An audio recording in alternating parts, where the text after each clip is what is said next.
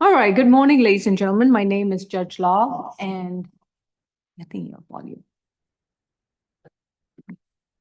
My name is Judge Law, and we're going to begin with our state all-purpose calendar. This is with the State Court of Fulton County. It is misdemeanor cases in which individuals who have been arrested and charged with misdemeanor offenses. We are going to be addressing your individual cases and see what's the status. We're going to be, I'll be addressing each of the cases on a one-on-one basis, and at which time then the defendants, hopefully after conferring with their attorneys, will inform us as to how they would like to proceed, whether it's going to be a plea or whether you would like a plea to accept a state recommendation, or whether it's going to be a plea of not guilty and have the case further notice for trial. If other matters we may possibly address are also bond modifications as well. Thank you. Bond modifications as well as probation revocations. If you are a defendant who is charged with one or more misdemeanor offenses, please remember that you have a right to remain silent. Anything that you choose to say during the course of this virtual proceeding that's not only being recorded but also live streamed, please remember that your statements can and will be used against you in the treatment of your case.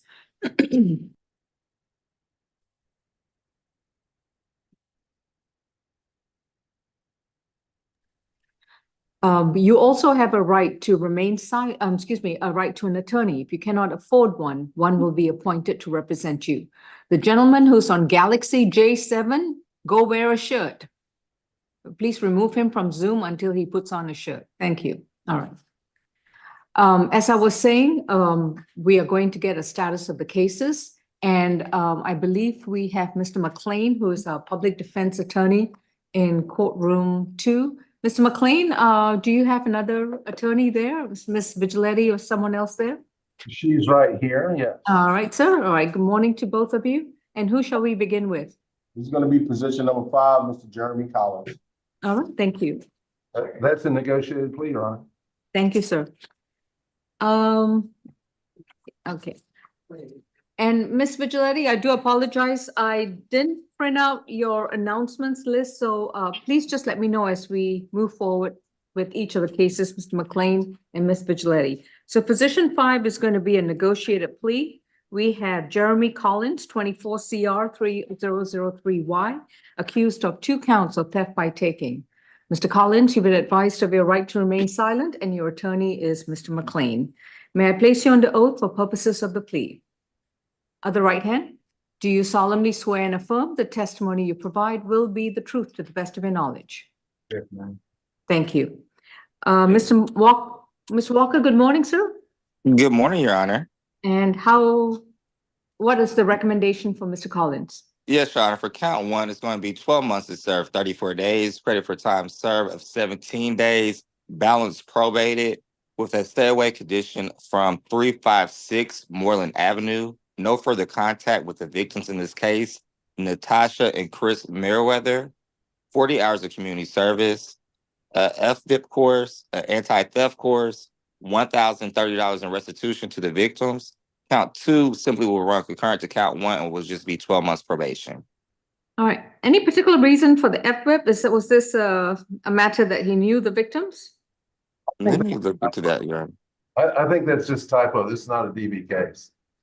Let me confirm that might be a typo. These weren't my recs, but let me double check. Yeah, that was a typo, Your Honor, so we can remove that condition. I'm not sure why that was placed on there. No problem. And Mr. McLean, after removing the typographical error, does the state stipulate to the factual basis, venue, and ID? The defense does. Yes, Your Honor. All right. And not the state, sorry, the defense. Just give me about 5 more minutes and I'll get in the groove. But right now, just trying to get through with the long weekend. Okay, I'm trying to get my morning coffee to kick in. Right. Understood. Mr. Collins, have you consumed any medicine or alcohol recently? No. Could you say that again? No, ma'am. All right. And have you understood what's been going on so far in your case?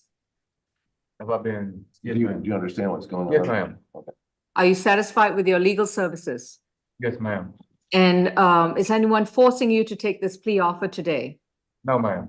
If you decide to accept the plea recommendation and enter a guilty plea to these charges, you would have to give up your constitutional right to a trial in front of a judge or a jury. You will not have the opportunity to go back to court to confront your accuser, challenge the evidence brought before you, be able to present any arguments and defenses if you choose to do so, and have the state carry the burden to prove the charges against you beyond a reasonable doubt. Are you prepared to give up these rights? Yes, ma'am. How do you plead to the 2 counts of theft by taking? Guilty. Your sentence for count 1 is 12 months to serve 34 days, credit for time served 17 days. If you have no other cases holding you at the jail, you'll be released within 24 hours. You will report to the probation office this Thursday before 3 p.m. The probation office is located at 132 Mitchell Street in downtown Atlanta. While you're on probation, you shall stay 200 yards away from 356 Moreland Avenue. Your Honor, I'm so sorry. I just got a chat from the victim. Ms. Mayweather is on the line and I have an updated address for the stairway. I'm sorry, it's 961 Faith Avenue, Atlanta, Georgia. 961 what? I'm sorry, 961 Faith Avenue, Southeast. Spell the first word. Faith. Oh, Faith. Okay, Faith Avenue. All right. Okay, Mr. Collins, I guess I've got a new address for you that you have to stay away. This would be 961 Faith Avenue in Atlanta, Georgia. More importantly, you're to stay 200 yards away from Chris and Natasha Merriweather. You are not to contact them in any way, form, or manner. While you're on probation, you will complete 40 hours of community service with any nonprofit agency that's not a church and not a school. So you will begin with a minimum of at least 5 hours of voluntary community service per month and do at least 5 hours minimum per month thereafter. While you are reporting to probation, you will also enroll and complete an anti-theft class, and that must be done within 60 days from today. In addition to that, you've agreed to pay restitution to Chris and Natasha Merriweather in the amount of $1,030. You will make a minimum payment of $150 per month and every month thereafter until the entire restitution is paid off. You will report to probation every month, and you're not to consume any illegal drugs, and you're not to consume any alcohol. Ms. Strong, can you mute Walker audio, please? I have no idea who that is. Or Mr. That's me. That's Oh, me. that's I'm on you? 2 devices. All My right, no laptop's not problem. working. I'm sorry. Okay, just write down ASG audio or something on the screen so we'll know. Thank you. All right, Mr. Collins, do you have any questions? No, ma'am. All right, good luck, sir, with probation. Thank you. Next case, please. Your Honor, we're gonna go to the probation calendar. We're gonna do probation 1 and 2. Mr. Barry Andrews, he has a proper attorney. And also, Mr. Murphy, can you call 22391? Your client wants to speak with you. Casey, do you have a probation calendar? See all those add on. I'm just going. Thank you. All right, Mr. Murphy, is that your client or was it Mr. It's Mr. Matt. Judge, Max Short? I've got Chase Hawkins, which is position 14. Okay, sir, got it. Good morning, Your Honor. Can you hear me? Good morning, Mr. Shard. You have Barry Andrews, would that be correct? I do. All right, I have Mrs. Allen from the Fulton County Probation Office. Mrs. Allen, good morning. Good morning, Your Honor. May I place you under oath, please? Do you solemnly swear and affirm the testimony you provide will be the truth to the best of your knowledge? Yes, Your Honor. Thank you. We are addressing Barry Andrews, who is position 1 and 2 on the probation revocation calendar. Mr. Andrews, you've been advised of your right to remain silent, and your attorney is Mr. Maxwell Shaw. Do you see him on the screen? Yes, Judge. All right, thank you. Mr. Andrews has got a case in which he was convicted of 1 or more of the following charges: criminal trespass causing damage to property, willful obstruction of an officer and disorderly conduct under case number 20 CR 6052A. He's got a probation revocation matter from that case, and this would be 24 PB 856. Ms. Allen, what was he convicted of, and why is the state seeking a revocation, and what's the recommendation? Your Honor, he was sentenced to probation for the charge of obstruction of an officer as well as disorderly conduct. He was required to do 12 hours of anger management classes, no violent contact with the victim, and complete 20 hours of community service. As of today, he has provided our office with completion of the anger management course. He has failed to provide proof of the 20 hours of community service. He has been in custody since May 16th, 2024. At this time, probation recommends that his case be time served. All right. It- Mr. Shard, do you stipulate to the probation violation, and do you agree to commuting it to time served? We do, and I'll just add one other thing, Your Honor. I'm locked out of my computer, but last night I did file something, reciprocal discovery through Odyssey. Mr. Andrews actually, I don't think he provided it to probation, but he did complete the community service as well. And I served that through reciprocal discovery, the letter from the church.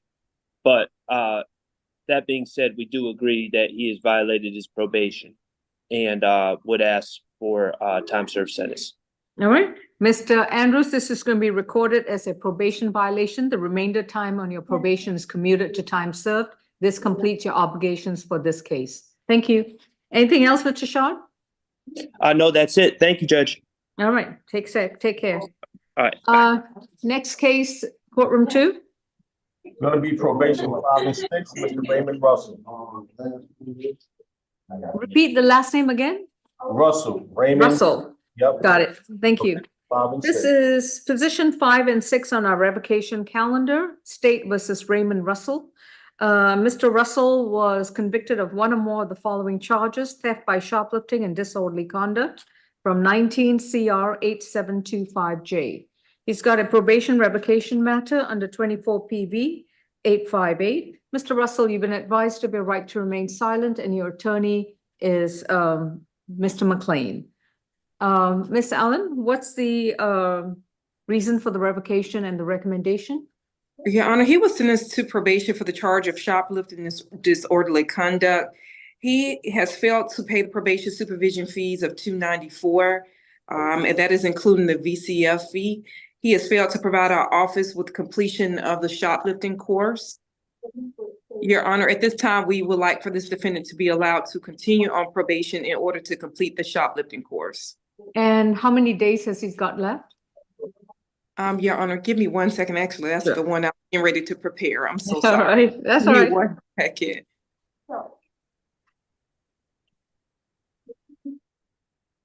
Your Honor, while she's looking that up, he does have a relationship with PAD, and I believe Ms. Hybel is on the screen there with the video off. I beg your pardon, someone with the screen is what now? HEIBEL on the gallery of views. That's a person with PAD, and Yes. that's why Ms. Hybel is here, I believe, because Mr. Russell has a relationship with the PAD organization. Okay, understood. Thank you. Your Honor, it is 300 days remaining on his case. 300 days left. Yes, Your Honor. All right, thank you. Mr. McLean, does your client stipulate to the violation, and would he like to continue on probation, or would he like to complete the case in jail with the 2-for-1? He would rather continue on probation and appreciates the opportunity. Yes, sir. All right, Mr. Russell, this is going to be recorded as a probation violation. We're going to, if you have no other holds at the jail, you'll be released, and you'll report to probation this Thursday. And that would be at before 3 p.m. at 132 Mitchell Street. You're going to be reporting to probation once a month. You must show proof that you have enrolled in an anti-theft class within the first 30 days of probation. And then you're to complete that anti-theft class or anti-shoplifting class Once you have completed the anti-theft class, your probation will be non-reporting. Yes, ma'am.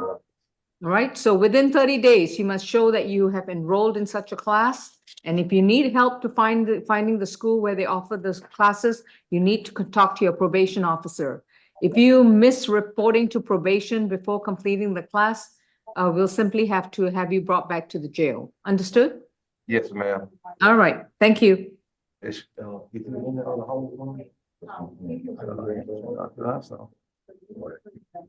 luck. I appreciate it. Okay, Your Honor, we're gonna go back to the regular SAP calendar, and this is gonna be position 12 and 13, Mr. Darrell Harris. Okay, was that Mr. Murphy's client? He's talking to his client right now. Your Honor, our announcement was more or less along the lines of noting the state's comment. The defendant has a request from the state for the state Understood. on 12 and 13. Got it. All right, Darrell Harris is accused of criminal trespass and theft by shoplifting under 23 CR 7684D, and he's got a bench warrant under 24 FTA 595. Mr. Harris, you've been advised of your right to remain silent, and your go ahead and mute Teresa Fulton. Thank you. I'm sorry. As I was saying, you've been advised of your right to remain silent, and your attorney is Mr. McLean. Mr. Walker, how are we on the status of his transfer? I have not received confirmation from the DA's office, so we're still holding. Okay. And is there an offer from the state with regards to Mr. Harris? No, not this time because we're in the process of trying to make the transfer. Okay. And Mr. McLean, how would we like to proceed today? Well, the nature of our announcement had to do with, I would like to speak with the state about a possible alternative to the transfer. All right. Do you want me to reset the case while y'all confer till next week, or were you looking for a conference this morning? A phone conference this morning, I believe Mr. Walker. I don't have a second device because I'm using for my audio because my laptop isn't working completely. So if you just email me or put it in the chat, I can respond that way. Very good. Okay. So am I holding on your client, Mr. McLean? Yes, please, Your Honor. Thank you. Okay, position 12 and 13 is on hold. Next case, please. Your Honor, we can go to position number 32, Mr. Jamal Statham. All right. How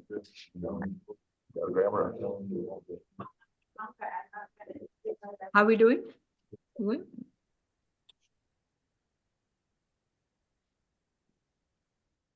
Mr. Jamal Statham is accused of battery family violence from May 7th, 2024 under case 24 CR 2881F. Mr. Statham, you've been advised of your right to remain silent, and your counsel is Ms. Vigiletti. Good morning, Ms. Vigiletti. Yes, ma'am. How are we proceeding today? Morning, Judge. I actually need to speak with Mr. Statham, so he is the one client I'm not ready with this morning. All right. Are we addressing it this morning, or are we going to reset it? I believe we'll address it this morning, Your Honor. I need to speak with him. All right. Next case then, please. We can go to position 33 and 34, Mr. Vasquez.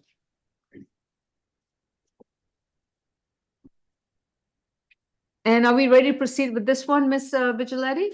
Yes, Your Honor. Mr. Is it Vasquez going to be, would like to enter a plea this morning. what kind of plea? Negotiated, Your Honor. Okay. This is State versus Luis Vasquez, case 24 CR 181D, in which Mr. Vasquez is accused of giving false information to an officer.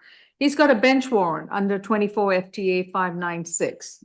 Mr. Vasquez, you've been advised of your right to remain silent, and your attorney is Ms. Vigiletti. May I place you under oath, please?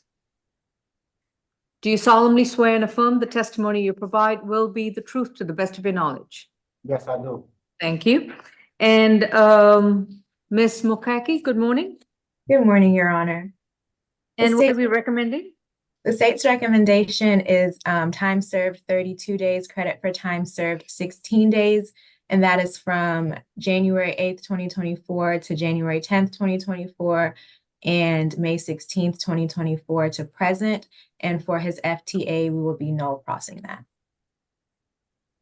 Ms. Bichele, do you stipulate to the factual basis, ID and venue? We do for the purposes of the plea. Mr. Vasquez, have you consumed any medicine or alcohol? No, Your Honor. And have you understood the proceedings so far? Yes, Your Honor. Do you, are you satisfied with your legal services? Yes, I am, Your Honor.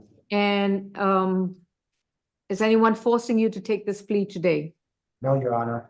If you decide to plead guilty to this charge, you would have to give up your constitutional right to a trial in front of a judge or a jury. You will not have the opportunity of going back to court to confront your accuser, challenge the evidence brought against you, and have the state try to carry its burden and prove the charge against you beyond a reasonable doubt.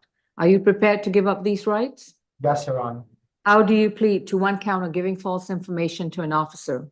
Guilty, Your Honor. Your sentence is time served, which is a total of 32 days. You're given credit for 16 days, which adds up to completing your jail time. So you'll be released within 24 hours unless you have any other cases holding you at the jail. Thank you. All right, thank you. Thank you, Your Honor. This goes with the bacon stuff. It's just we offer you. Yeah, I've got it. Thank you. Ms. Vigiletti, what was that announcement? I'm sorry, Your Honor, I was speaking to Mr. McLean. Oh, okay. Next case, please. Your Honor, we're gonna have to wait for the rest of these clients. They need to talk to their attorneys. Everyone back there needs to talk to their attorney? Everyone. All right. And some of them have private attorneys that are not on. All right. That's okay. Who needs to talk to them? Perfectly fine. I think I lost my Zoom. Okay, there we go. Okay, Ms. Vigiletti, y'all need to talk with your client. Mr. Murphy is still talking. And we'll just be in a brief recess until y'all are ready to let us know what's the status of your cases. Thank you, Officer Norris. Let me know whoever is ready. Thank you.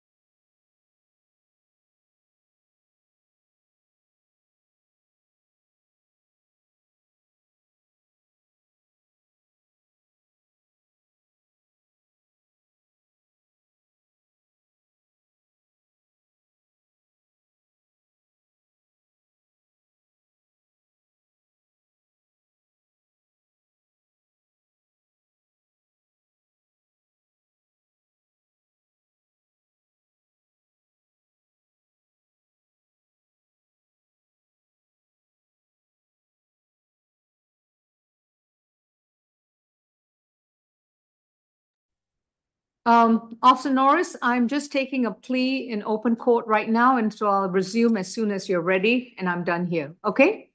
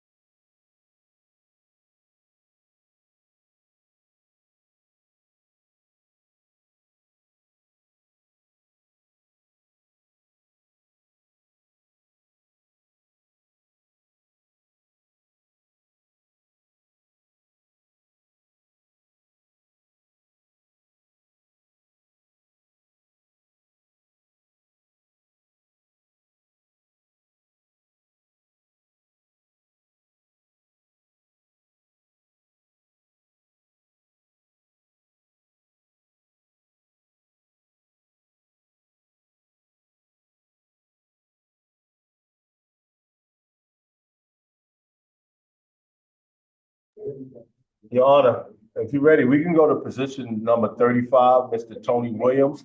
He has private counsel. All right. I will be with you in about 3 minutes. I'm just completing a plea in the courtroom. Thank you. Okay.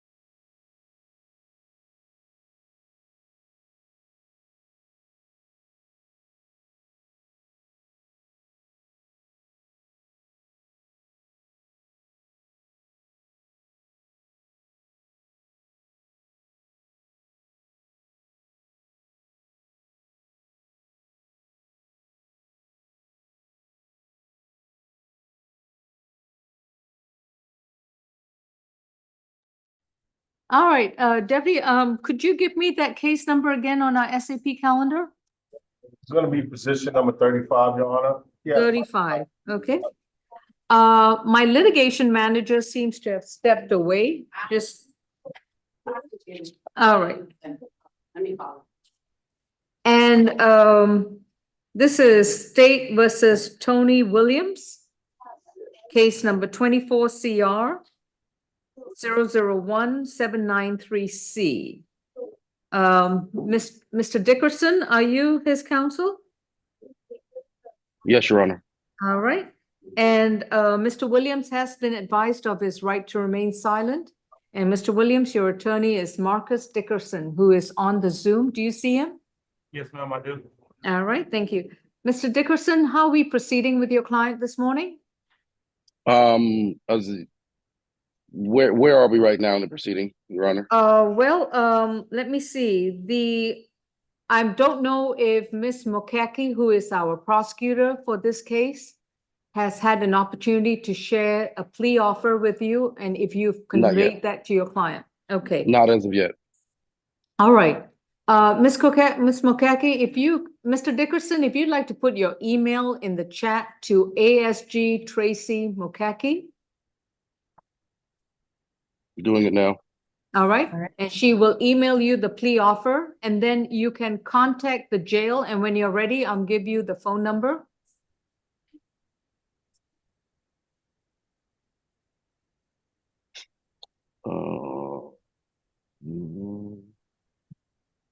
All right, I am ready for the phone number, Judge. 404-612-2392. Got it. Oh, don't look at the chat. I typoed. I did a bad typo. Okay, thank you. All right, no worries. Thank you so much. Okay. All right, Deputy, we're going to be on hold for position 35 while counsel go over the details of the plea offer. We can move on to another case. Mr. Williams, your attorney will be in touch with you. You have to remain in the jail and at the courtroom too. Excuse me. Yes, ma'am. Your Honor, what courtroom are you guys in currently? I'm in courtroom G33. Mr. Williams is at the Wright Street Jail. We are operating a hybrid calendar this morning. Got you. Okay. All right? And we're going to mute you until you've had a chance to go over the details. And Your Honor, Mr. McLean and Ms. Vigiletti are still interviewing their clients. I don't know why the audio is so low. Deputy, could you repeat that again, please? And I'm going to put it higher. Go ahead. Ms. Vigiletti and Mike McLean are still interviewing their clients. Oh dear. Are we ready with anyone? No one. Mr. Murphy, Dennis Murphy, he was conferring with his client. He had to go to another courtroom. He said he had logged back on at 9:45. Your Honor, number 1213 will be ready in about 60 seconds. Okay, 60 seconds on the clock. Thank you. Or you can go to medical. I don't know what attorney. Oh, I see medicals available. Who do we have in medical?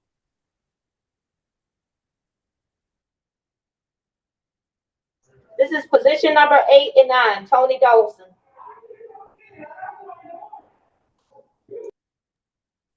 All right, 8 and 9, and that is Mr. McLean. Mr. McLean, I know you're almost wrapping up one other matter.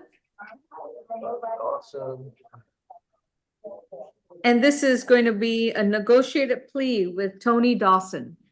Tony Dawson, 8-9 is a negotiated plea, Your Honor, and I believe, I'm pretty darn sure that 1213 will be as well.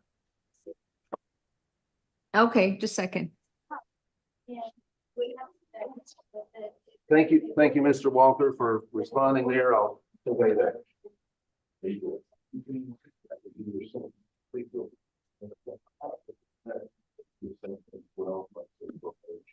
Okay, this is Tony Marvin Dawson, who is at the medical Zoom panel. Mr. Dawson, my name is Judge Lal, and we're going to be addressing your two cases. Please remember that you have a right to remain silent. Anything you say in open court, your statements can and will be used against you in the treatment of your case.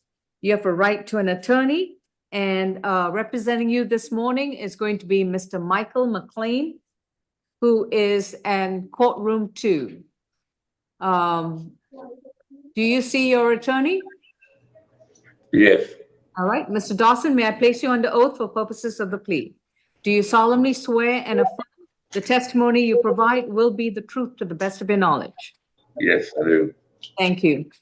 All right, Mr. Walker, what's the recommendation for Mr. Dawson? He's got, Yeah. he's got 23 CR 6988C, charged with theft by taking, and a bench warrant. Yeah, so for position A, the recommendation is 12 months to serve, 32 days. Credit for time served, 16 days. Balance probated with the conditions of an anti-theft course. 40 hours of community service. No further contact with the victim. Allen, I'll just spell the last name. Oh, I've got it. I've got it. And to stay away from all of GSU property.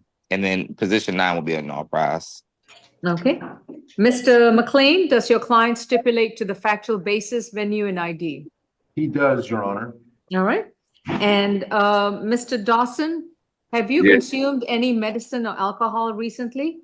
No, I don't drink Okay. And have you understood what's going on in your case so far? thus far. Are you satisfied with the legal services you've received? Yes. Is anybody forcing you to take this plea today? No, ma'am. If you decide to plead guilty to this charge, you will have to give up your right to go back to court and have a trial in front of a judge or a jury. You will not get the chance to confront your accuser, challenge the evidence brought against you, to be able to present your own arguments and defenses, and have the state try to prove the charge against you beyond a reasonable doubt. Are you prepared to give up these rights? Yes, ma'am. How do you plead to one count of theft by taking? Guilty. Your sentence is 12 months to serve 32 days, credit for time served 16 days. Your jail time is concluded. You'll be released, but you'll have to report to probation this Thursday, May 31st, before 3 p.m., May 30th, excuse me. And the probation office is located at 132 Mitchell Street in downtown Atlanta. While you're on probation, you will complete an anti-theft class. You must enroll in that class within 60 days from today. You're to complete 40 hours of community service with any nonprofit agency, and you must complete at least 5 hours minimum per month and 5 hours minimum every month thereafter. At all times, you cannot return to any property belonging to Georgia State University, and you cannot have any contact with Mr. Alan Momoriulova. That completes your sentence. Thank you. And the bench warrant is going to be null prost. Ready now? Yep. Come on, Harris. Go ahead. All right, 8 and 9 is completed. Are we ready with your next case, Mr. McLean? I believe so, Your Honor. 1213. Okay, this was Mr. Darrell Harris, who was accused of criminal trespass and theft by shoplifting, as well as having a bench warrant. And what is the announcement now? Negotiated plea, Your Honor. All right. Mr. Harris has been advised of his rights. Please raise your right hand, Mr. Harris. Do you solemnly swear and affirm the testimony you provide will be the truth to the best of your knowledge? Okay, and you'll need to speak up a little louder, okay, Mr. Harris? Mr. Walker, what's the recommendation? Yes, Your Honor. The recommendation is 12 months to serve 32 days, credit for time served 16 days, balance probated, stay away from all Walgreens within Fulton County. I've given the defendant a choice between a $500 fine or 50 hours of community service. I'll defer it to counsel and an anti-theft force. Mr. McLean, does your client stipulate to factual basis, venue, and ID? Yes, Your Honor, he does. All right, and has your client made a decision as well as to the terms of the fine or the community service? I did in my notes with him. I have put the or in there. Have you thought about that? Do you think it would make more sense for you to ask the court to allow you to do 50 hours of community service or pay a $500 fine or some combination of half and half? What do you think? 50 hours of community service would be better, Your Honor. All right, but he understands he must do a minimum of 10 hours per month and report to probation every month. Shall we proceed? Yes, Your Honor. Okay. Mr. Harris, have you consumed any medicine or alcohol recently? No, ma'am. No, Your Honor. And have you understood what's going on in your case so far? Yes, Your Honor. Have you, are you satisfied with your legal services? Yes, ma'am. And is anyone forcing or inducing you to take this plea offer today? No, ma'am. If you decide to plead guilty to this charge, you are definitely going to have more than 3 convictions for theft by shoplifting. And as you understand, any subsequent arrest, there's a possibility that it will be a felony charge. Are you still willing to move forward? Yes, ma'am. If you decide to plead guilty, you would have to give up your constitutional right to a trial before a judge or a jury. You will not get a chance to go back to court and have a trial, confront your accuser, challenge the evidence brought against you, present your defenses and arguments, and have the state carry its burden to prove the charges against you beyond a reasonable doubt. Are you prepared to give up these rights? Yes, ma'am. How do you plead to 1 count of criminal trespass and 1 count of theft by shoplifting? Guilty. Your sentence for the theft by shoplifting. Mr. Walker, the criminal trespass is concurrent. That is correct, Your Honor. All right.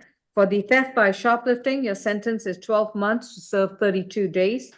Given credit for 16 days. The remainder will be on probation. If you have no other cases holding you at the jail, you'll be released within 24 hours, and you must report to Fulton County Probation this Thursday, May 30th, before 3 p.m. While you're on probation, you will complete an anti-theft class, and that must be done within 60 days from today.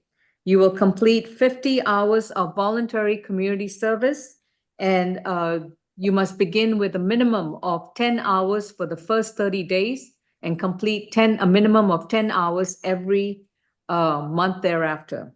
You will report to probation every month, and also you'll stay away from all Walgreens stores in Fulton County, Georgia. Yes, ma'am. Any failure to report or failure to comply with these requirements will result in a probation warrant being issued against you, in which you would have to complete the rest of the year then in jail. Yes, ma'am. All right, thank you. Thank you, Your Honor. Oh, and his bench warrant will be null pros. ECB. Miss Helen, as soon as you get the paperwork to Miss Sierra Harden. You can, that's okay, you can, don't worry about the mic. Don't worry about the mic. Welcome. Do you have the paperwork? Judge, so Mr. Gibbons, will be a acceptance, or at least we're trying to get him accepted into the Gwinnett County DUI court program. I've already submitted the referral first to Fulton County, program on, last Wednesday, Judge. I was then contacted this morning because he does have an address in North Cross, I have sent the referral, to Gwinnett County's DUI court program, Judge. And so the only thing that we will be waiting for at this point will be his clinical evaluation with DUI, or with Gwinnett County's DUI court program. Okay, We're just asking this court for whatever date that would work, for compliance or updating to see if he's accepted into their program. okay, when Miss Harden comes back, I'll need an ORCA reset date, and I can give you one. Understood, Judge. Okay, thank you. Thank you. Mr. McLean, we have someone at the jail court iPhone. It's, Yes, we have position number 28. Mr. Rowland. 28, okay? 28 is whom? 28 is, Mr. Rowland, Albert Rowland. And that's Yes, Miss Vigiletti? Yes.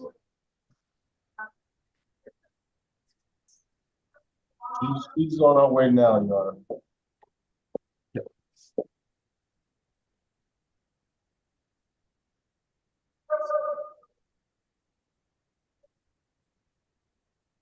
Okay, Miss Vigiletti, we have your client Albert Rowland, who is at the jail court iPhone. His case is 18 CR 7393H, accused of causing battery, substantial physical harm, and disorderly conduct from March 11th, 2018. Mr. Rowland, my name is Judge Law, and I'd just like to remind you that you have a right to remain silent. Anything you say in open court, your statements can and will be used against you. You have a right to an attorney, and representing you is Miss Olivia Vigiletti. Do you see her on the screen?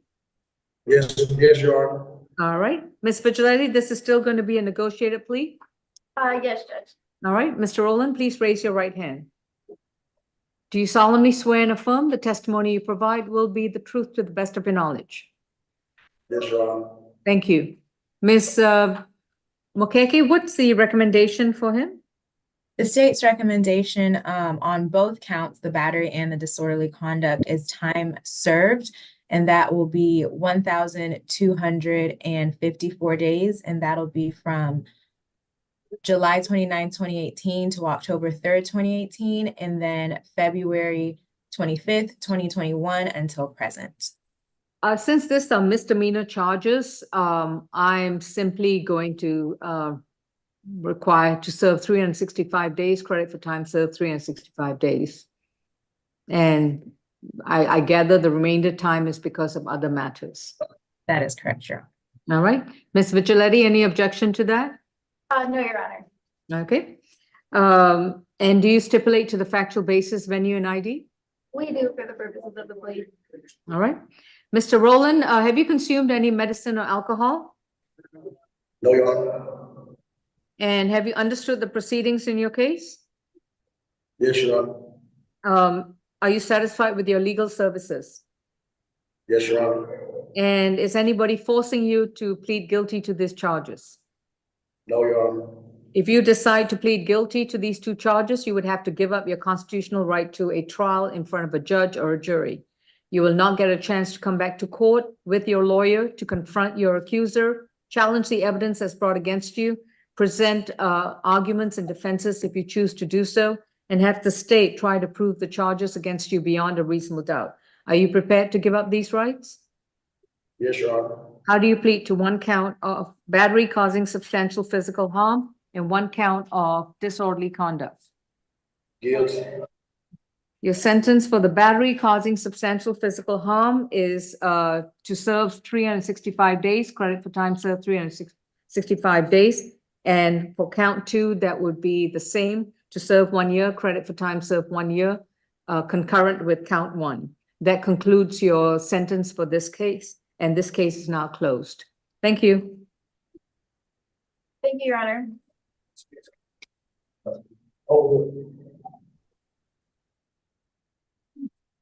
Next case, please. Oh, we're just waiting on a reset date for Miss Helen's case. Is Sierra available? A reset date? Yeah, Okay, let me get it. to a final plea calendar or status calendar. Anyone, anything, just as an add-on.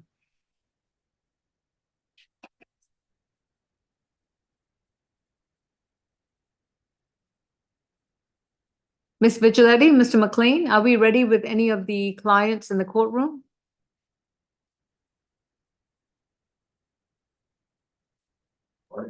I will be in just a moment, Your Honor. I just need to finish my discussion with Mr. Statham.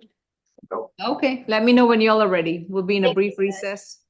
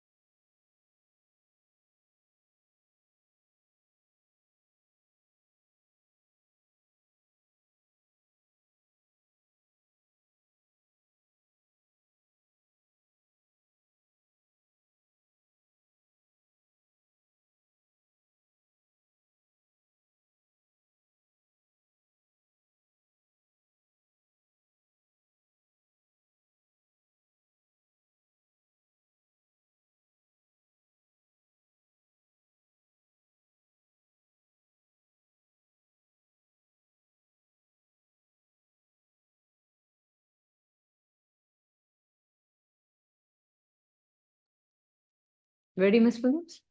Okay. All right, going. Sorry.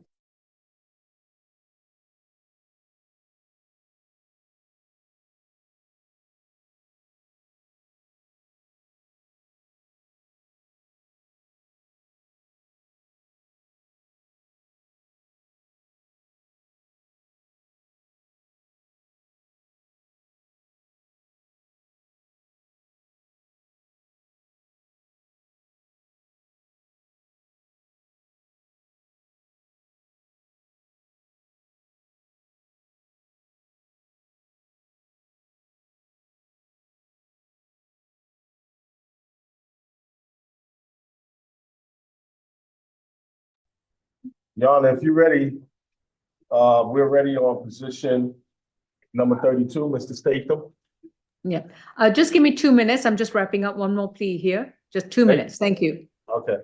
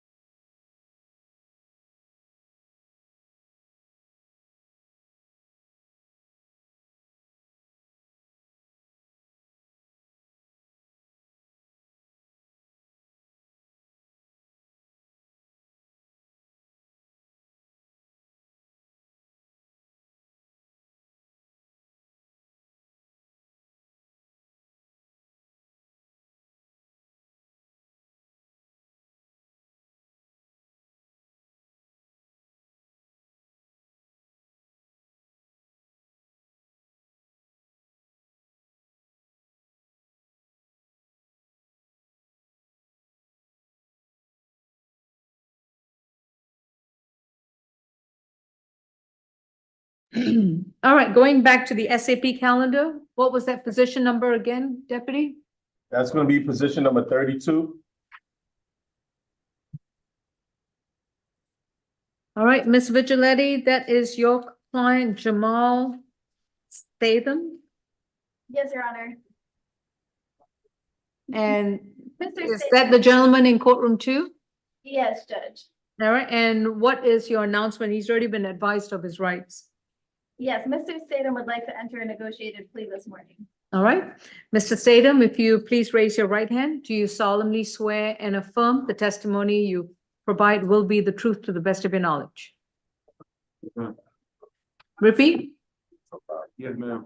Okay, just to refresh the record, this is position 32, case 24 CR 2881F.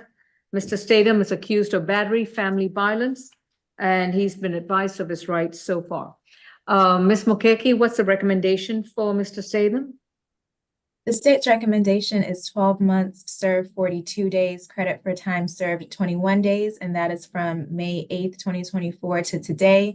Balance probated and FVIP and MHET. Stay away from 2707 Hedgewood Avenue Northwest, and no further violent contact with the victim, Ms. Danielle Statham. I will sound for the victim. I don't think she's on the Zoom, but I will sound for her and also ask the defense to stipulate to venue, factual basis, and identification for purposes of the plea.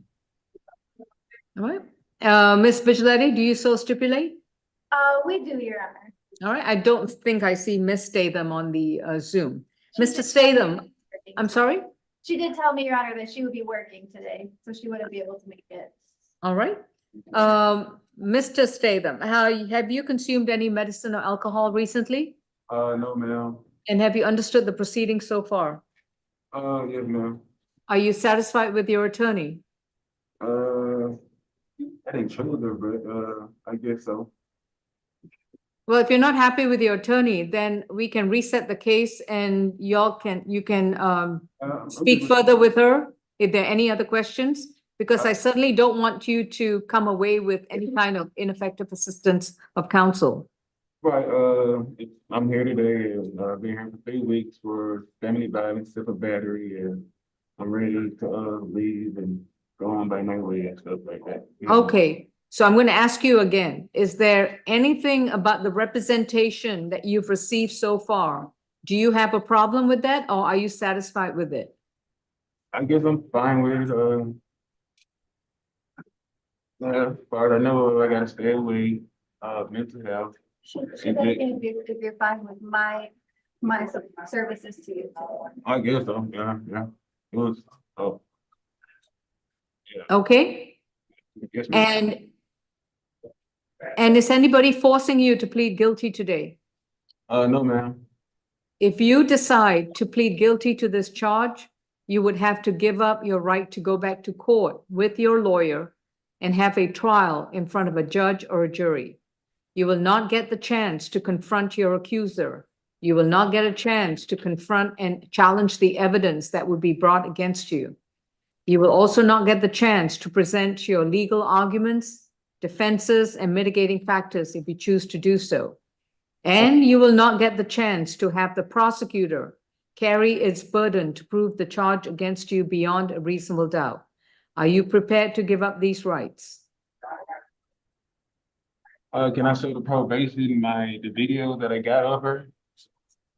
Or no, or that'd be the You will not be able to use any evidence for your defenses, and you will not be able to face the evidence used against you. If you decide to plead guilty today, Yes, ma'am. I'm educated, ma'am. Yes, ma'am.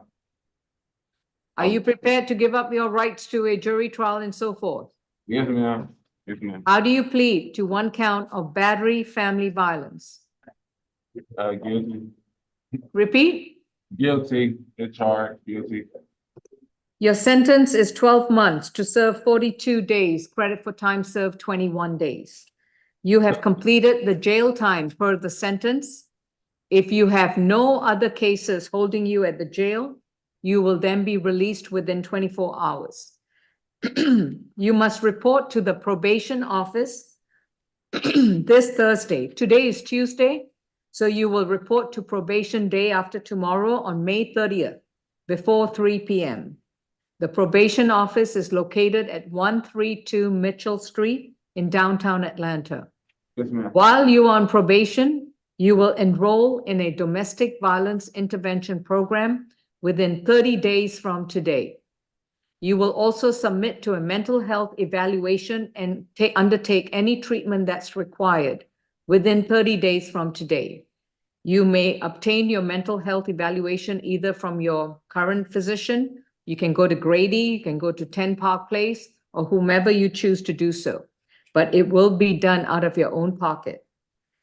You are to stay away from 2707 Hedgewood Avenue in Northwest Atlanta at all times, and you cannot have any violent contact with Daniel Statham. In other words, you can have communication with Daniel Statham, but you cannot have any physical or verbal altercations. You cannot consume any alcohol and illegal drugs while you're on probation, and you're not to possess any firearms. If you get arrested again for a similar offense, given this conviction for battery family violence, any subsequent arrest for a same charge will be a felony count. Do you understand? Yes, ma'am. All right, that concludes your Judge, plea. I'm sorry to interrupt. I just, this plea does involve Mr. Statham moving out of his home. Is it possible to order a police escort to retrieve his things? He's got no further violent contact. Would that be required? Oh, there was a stay away on the offer, but. Oh, I see what you mean. Okay. Yes, you're allowed a one-time visit to 2707 Hedgewood Avenue in Northwest Atlanta, and you must make this visit with a police officer. And this one-time visit is to retrieve your personal belongings. Yes, ma'am, when I leave. Within 30 days from the date today, you must update the court and your probation officer of your mailing address, your new mailing address. Yes, ma'am. All right. Anything else, Ms. Vigilante? No, Your Honor, thank you. All right. Thank you. All right. Jail court iPhone. Who do we have? It's done by 3 days.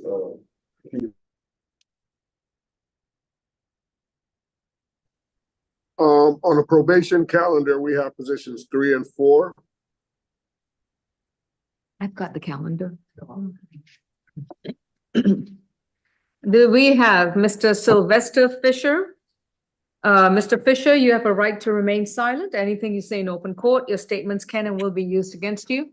You have a right to an attorney, and representing you is going to be either Ms. Vigilante or Mr. McLean.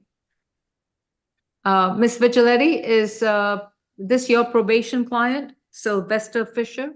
Yes, Judge, and I am so sorry. If we could go back to Mr. Statham briefly, did you instruct him to report to probation on Thursday or on Monday? Thursday, Thursday, that was May 30th, before 3 p.m., because today is Tuesday. Okay. All right. I'm ready to resume with the revocation case. Are you? Yes, Your Honor. Okay. Mr. Fisher, as I was saying, you have a right to an attorney, and your counsel is Ms. Vigilante, who is in courtroom 2.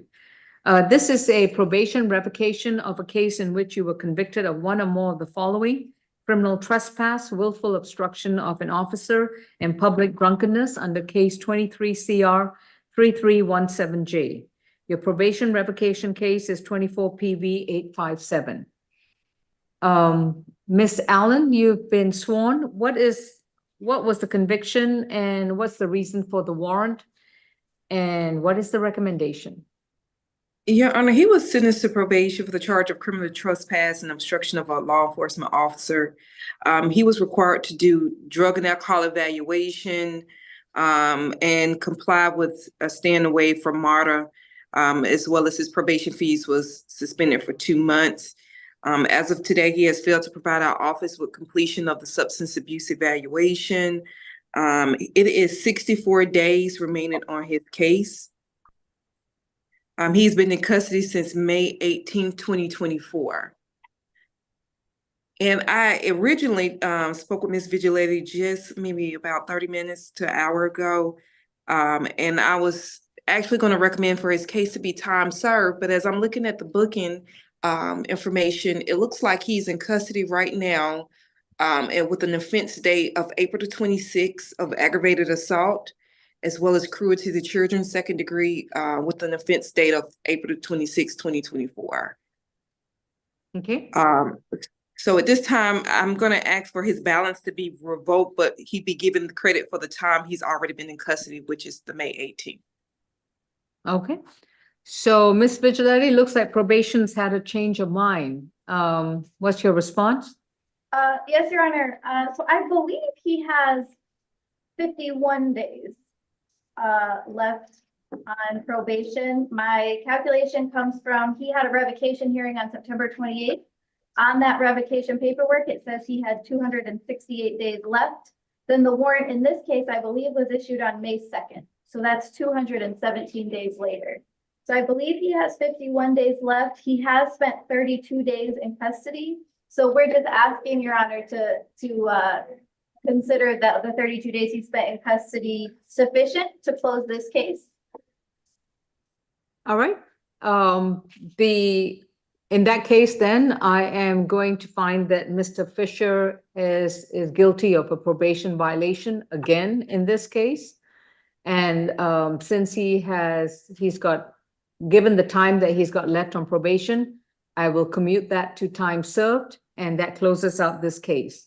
And you do understand that he's got a $60,000 bond on his felony case. Yes, Your Honor. All right. So that concludes this matter. Thank you, Judge. Thank you. Position number 3, Michael Brown.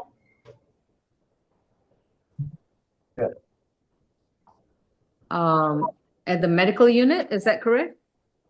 correct. Okay. Okay, Your Honor, I need to convey to Mr. Brown, I've been discussing with the state a different offer, and they have responded, and I believe it is in line, very, very much in line with what he requested. And I just need to make sure that he understands exactly the new offer. And Okay. Let me see, Mr. Dickerson, who was your client again?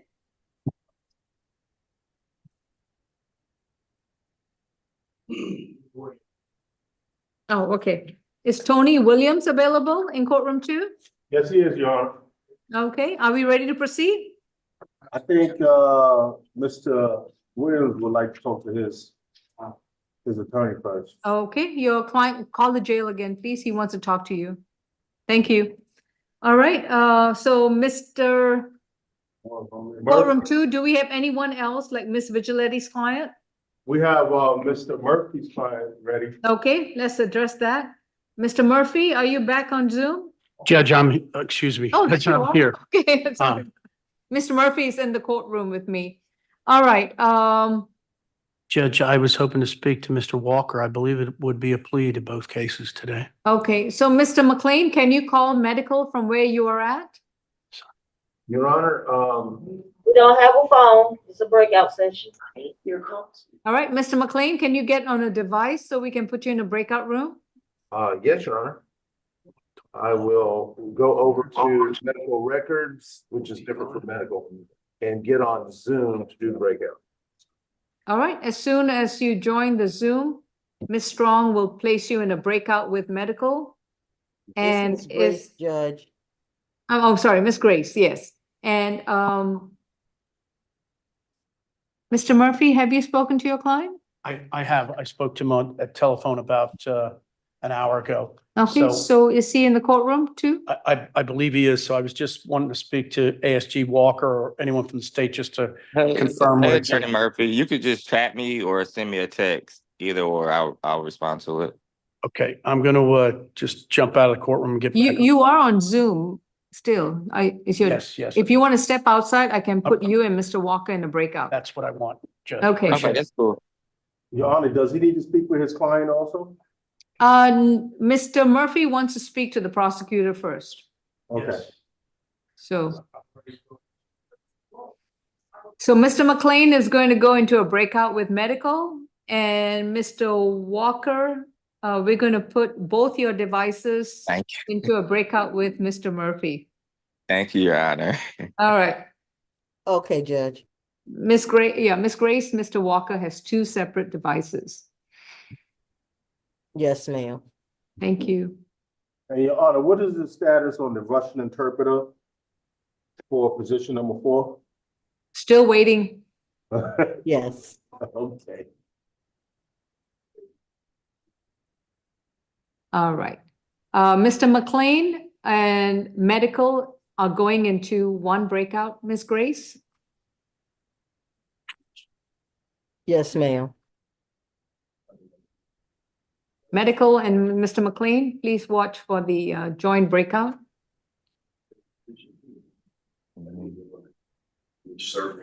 I'm still waiting on mine, Judge. Okay, just give us a moment. Thank you.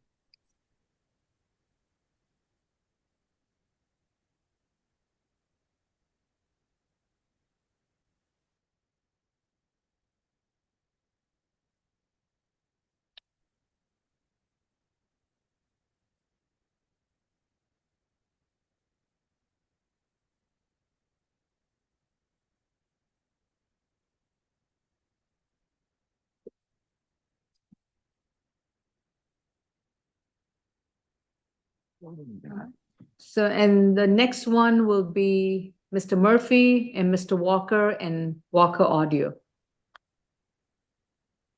And Miss Grace, you probably have to put Walker Audio into the breakout yourself.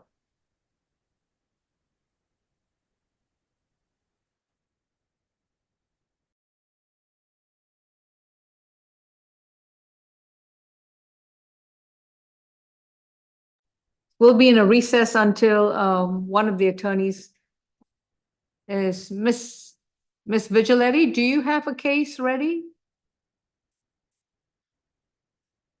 That we can address with Ms. Mokaki? Your Honor, unfortunately, none of my clients are in the courtroom. I could make some announcements, if that's helpful. I'm also yeah. wondering, have I missed ACDC today? Many of my clients are at She's ACDC. in Judge Cox. Oh, okay. No, ACDC has not called in yet. Okay. Mr. McLean is, okay. So let's see now. Do you have the add-on, Shaka Patterson? And do you have that one? I am so sorry, Your Honor. I completely missed an add-on calendar. Let me take a look. I believe that is a private attorney case, but let me double check. Okay. That was from last week. Not a big rush on that. Let me see then. So all your other cases begin from position 16 onwards. Yes, Your Honor, and I do have an announcement on position 16, 17, and 18. Okay. Debbie tells me that she is at Georgia Regional, so we'll need to reset her. 16 and 17, Samira Jones is going to be reset to next Tuesday. And that's going to be June 4th.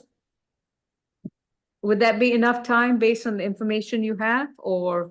do you Yes, need- Your Honor. Okay, That's so at Georgia Regional, okay, got it.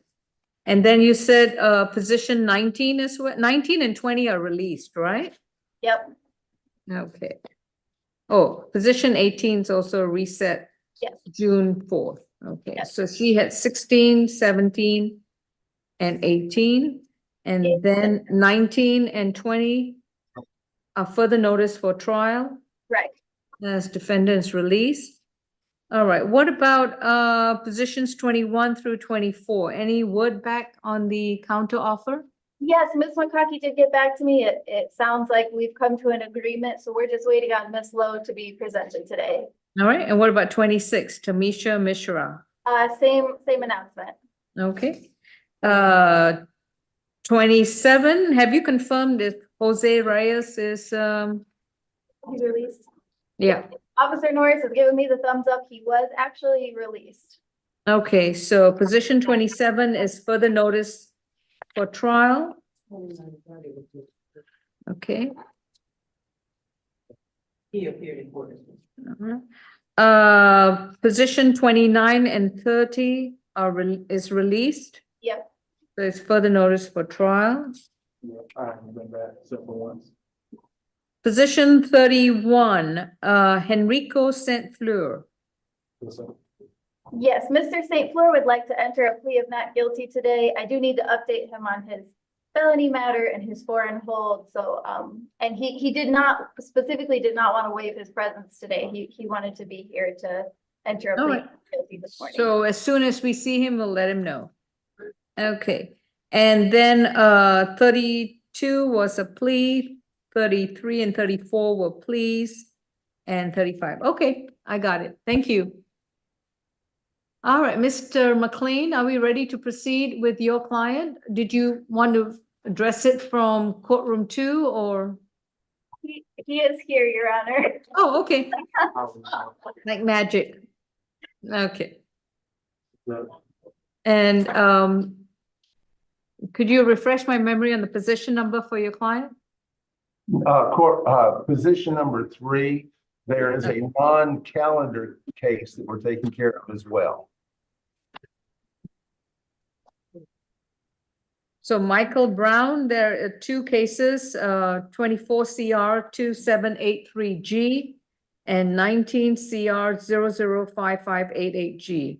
Mr. Correct. Michael Brown is at the medical unit on the Zoom panel. Mr. Brown, you have a right to remain silent. Anything you say in open court, your statements can and will be used against you.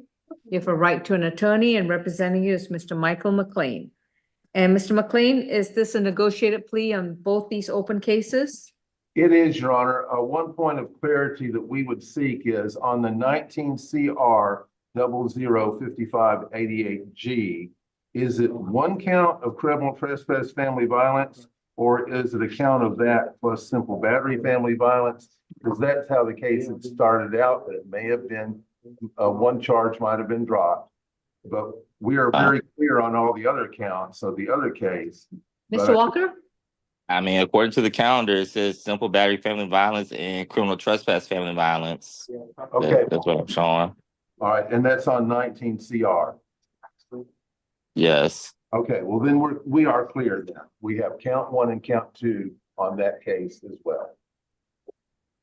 Okay, Mr. Medical, if we could unmute, please. Mr. Michael Brown, you've been advised of your right to remain silent. Your attorney is Michael McLean. And for purposes of this plea hearing, may I place you under oath? Solemnly swear and affirm the testimony you provide will be the truth to the best of your knowledge. Yes, ma'am. Thank you. We are addressing 2 cases against you. The first case, 24 CR set 2783G. You're accused of battery, family violence, and criminal trespass causing damage to property. In the second older case, 19 CR 005588G, you are accused of simple battery, family violence, and criminal trespass, family violence. So with regard to these 2 cases and 4 charges, Mr. Walker, what's the recommendation? Yes, Your Honor. For the first case, the recommendation is 12 months to serve 60 days, credit for time served of 24 days, balance probated with the conditions of an FBIP course, 40 hours of community service, a stay away from 6968 Canewood Drive, no further violent contact with the victim, Teresa Fotland, and no firearms. Count 2 of that case is just going to be 12 months probation concurrent with count 1. Would you like me to read the recommendation for the 19 CR case? Yes, please. That simply is going to be 12 months probation on both counts to run concurrent with count 1 of the 24 CR case. I'm sorry, I misstated that. It's 12 months probation consecutive to count 1 of the 24 CR case with the conditions of no further violent contact with Teresa Fotland and alcohol drug evaluation with any necessary treatment. So in total, that would be 24 months probation, and I believe he has 6 extra days to serve. And where does the alcohol and drug evaluation kick in? I mean, he'll have, I'll defer to the court, but he'll be on probation for 24 months. So, I mean, preferably it'll be done within the first 12 months, but he will be on probation for 24. Okay. So there's alcohol and drug evaluation required as well. Okay. Yes. All right. Thank you. Mr. McLean, I'm going to address Ms. Fulton very shortly, but does your client agree to the terms, and do you stipulate to the factual basis, venue, and ID? He does agree to those terms. We do so stipulate. All right. Ms. Fulton, if you could please lower the hand signal you've got, and would you like to contribute to the proceedings? Yes. What would you like to tell me? Well, Your Honor, I'm trying to, I want the best for my son. I don't want him to be locked up for time. He's already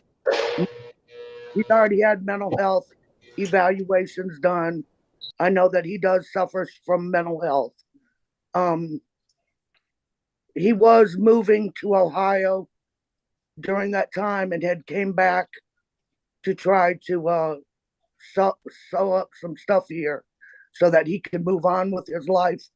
And I'm wondering if there's any way that we could get it to where he's not stuck here for any long amount of period of time so that Michael can get his life together. Because I'm not getting any care. So Michael's gone. And I need some help, Your Honor, because he can't stay here anymore, and he doesn't really any friends or anything. And I've helped him as far as I can help him. And now it's time for him to kick in his own responsibility as a man and do what he needs to do. All right. For himself and his family. So he's not staying with you, right? Because he's required to stay away from Canewood Drive. No, ma'am, he doesn't stay here. And he was, like I said, probably about a month previous to that, he had made the venture to Ohio to go there, and they have like programs to where they'll support helping him get housing and stuff. I mean, being in Georgia is not for him anymore, you know, with his mental health and all that, and some of his mental health, he thinks that people are following him and you know, or they're trying to mess up his property and things like that. It's stressful for him and it's stressful for me, you know, and once Michael gets ramped up, he doesn't know how to tone it down. And we've been through every program, but he has explosive anger, some schizophrenic tendencies. All right, Ms. Fulton, we don't need to get into the details of his private medical conditions. I'm sorry. I'm just trying to help him, Your Honor. That's my main. Thank you. I appreciate that input, but it really sheds a lot of light on what's going on so far that this plea offer did not. Mr. Walker, looks like you're recommending FBIP and ADAT. That's correct, Your Honor. Has victim advocates conferred with the Ms. Fulton? We with have, regard to and we this? got the information that he was under the influence of drugs in the most recent case, and that's why we have an ADET course. But That came from the victim. any And he's already indication, had, I'm sorry, go ahead. any indication that he was required to continue with MH requirement, treatment? We did speak with her. It's my understanding, as she stated, he's already had mental health evaluations. I'm not sure about the alcohol and drug treatment, but in our conversations with her, she stated that he was under the influence of alcohol and or drugs. So, I mean, it might be, you know, two issues going on at once, but from my understanding that he already had an evaluation as far as mental health and that substances were at play. So that's why we're asking for the ADET. I see. So we can address that other issue of the substance abuse. Okay. From the defense standpoint, Mr. Michael Brown does agree that ADET is entirely appropriate. He describes similarly the cause of the most recent incident. All right, and he understands that he won't be staying at Canewood Drive with his mother, that he would need to be living independently of her somewhere in Atlanta or somewhere close to Fulton County probation for at least 2 years while he completes the terms of his probation. Yes, Your Honor, we discussed both yesterday and today, stay away from Canewood. Despite the fact that there's no further violent contact, y'all can go have a cup of soup, a cup of coffee, meet anywhere, but you can't be around Canewood. All right. Okay, Mr. Brown, have you consumed any medicine or alcohol recently? No, ma'am. All right, I don't remember if I placed you under oath, so I'm going to do it again. Do you solemnly swear and affirm the testimony you provide will be the truth to the best of your knowledge? Yes, ma'am. Again, have you consumed any medicine or alcohol? No, ma'am. Have you understood your case so far with your attorney? Yes. And is anybody forcing you to take this plea offer today? No. Are you satisfied with your legal services? Absolutely. And are you entering this plea freely, willingly, and knowingly? Yes. If you plead guilty to the charges in both these cases, Yes, ma'am. you will have a battery family violence conviction on your record. Any subsequent arrest for a similar offense will be a felony charge. Do you understand that? Yes, ma'am. Are you still willing to enter this plea? Yes, ma'am. You understand that you'll be on probation for up to 24 months in Fulton County, Georgia. Yes, ma'am. You will not be allowed to leave the state if you're required to report to probation every month. Yes, ma'am. And you understand that you need to provide the court and your probation officer with a new residential address. Yes. Okay. If you decide to plead guilty to these two cases, you would have to give up your right to a trial in front of a judge or a jury. You will not get the opportunity to confront your accuser, challenge the evidence brought against you, to be able to present your arguments and defenses, and have the state try to carry its burden to prove the charges against you beyond a reasonable doubt. Are you prepared to give up these rights? Yes, ma'am. In 24 CR 2783G, how do you plead to battery, family violence, and criminal trespass causing damage to property? Guilty. Your sentence is 12 months to serve 60 days, credit for time served 24 days. You have 6 more days to serve at the Fulton County Jail. After that, you will report to Fulton County Probation, probably next Monday, next Thursday, which is going to be June 6th, or on Monday, which is going to be June 10th. Depending on when you get released from jail, you report to Fulton County Probation on the earliest date, which is either June 6th or June 10th, before 3 p.m. The Fulton County Probation Office is at 132 Mitchell Street in downtown Atlanta. While you're on probation for this first case, you will complete a domestic violence intervention program, and you must enroll in that program within 60 days of being released. You must also complete 40 hours of voluntary community service at any nonprofit agency that's not a church and not a school, and you must begin with a minimum of 5 hours per month and a minimum of 5 hours every month thereafter.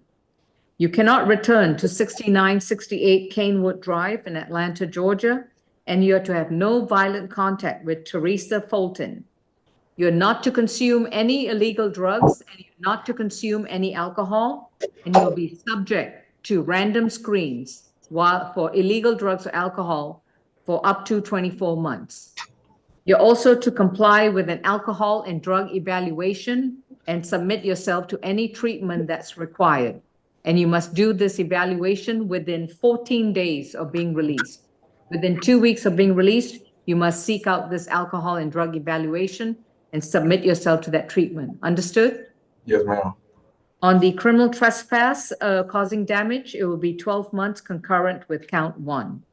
In case 19 CR 5588G, how do you plead to simple battery, family violence, and criminal trespass, family violence? Guilty. On the simple battery, family violence, that's going to be 12 months probation consecutive to case 24 CR 2783G. That means you'll have an additional 12 months of probation. So, and on the criminal trespass, family violence, that will be 12 months concurrent with count 1 of the 19 CR case. In total, Mr. Brown, you have to be on Fulton County probation for up to 24 months, less 60 days. If you violate any of the conditions of probation, or if you get arrested again, probation will authorize that you be returned to jail to serve out the rest of the sentence while in prison. Do you understand, sir? Yes, ma'am. No firearms, no illegal drugs, and no alcohol. Thank you. Thank you. Jail court iPhone, who do we have? Oh, excuse me. Just 1 second.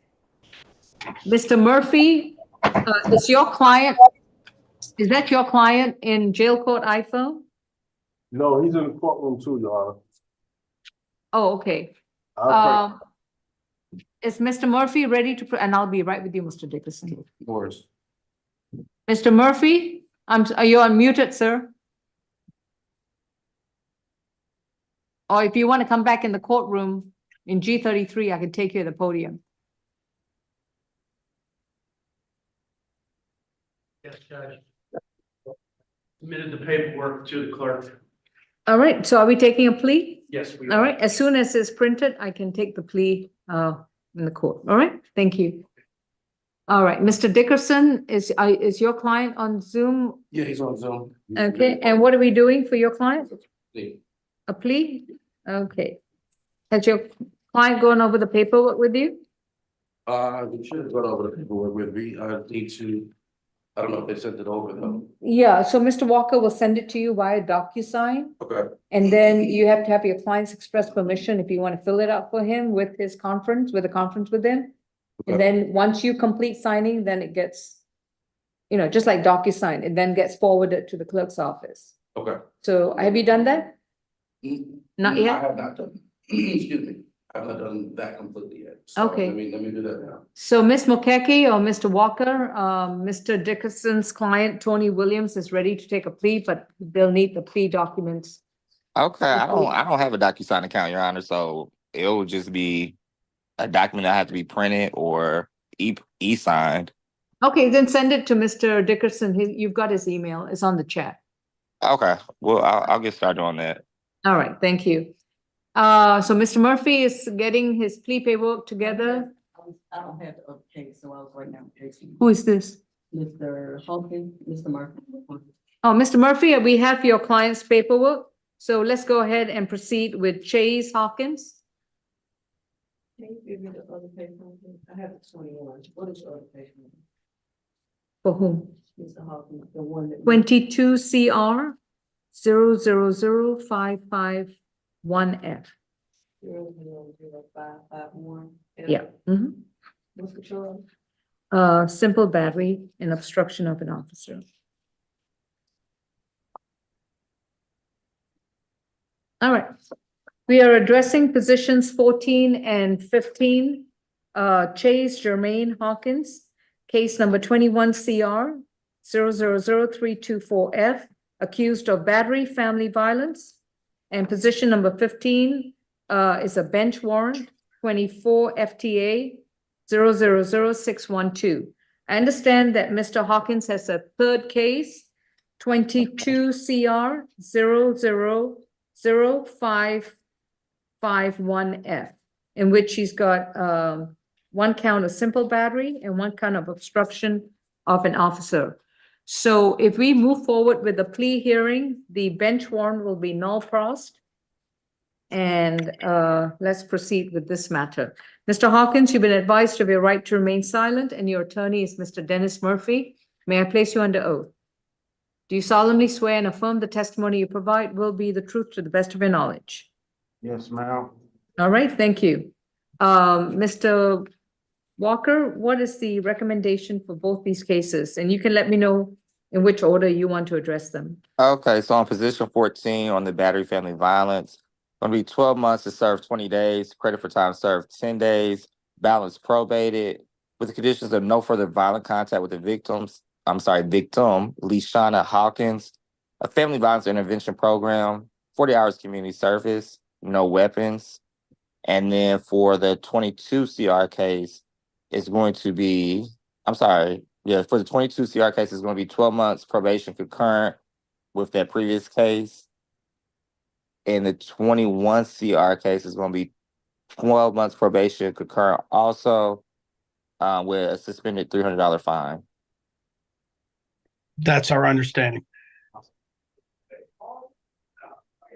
12 months concurrent with a $300 fine for the obstruction. Suspended. $300 fine suspended? That's correct, Your Honor. Okay. All right. Mr. Murphy, do you stipulate to the factual basis and venue and ID for the three cases? And does your client accept these terms? Yes, he accepts the terms and we do so stipulate. All right. Mr. Hawkins, have you consumed any medicine or alcohol? No, ma'am. And have you understood the offer and the terms for both your cases? Yes, ma'am.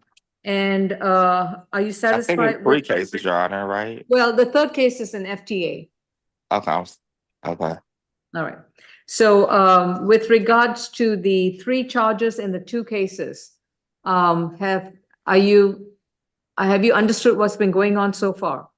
Yes, ma'am. And are you satisfied with your legal services? Yes, ma'am. Is anybody forcing you to plead guilty to these cases today? No, ma'am. And if you decide to plead guilty, you would have to give up your right to a trial in front of a judge or a jury. You will not get the opportunity to go back to court, to have a trial, to confront your accuser, challenge the evidence brought against you, present your arguments and defenses, and have the state try to prove the charges against you beyond a reasonable doubt. Are you prepared to give up these rights? Yes, ma'am. In case 21 CR 324F, how do you plead to one count of battery, family violence?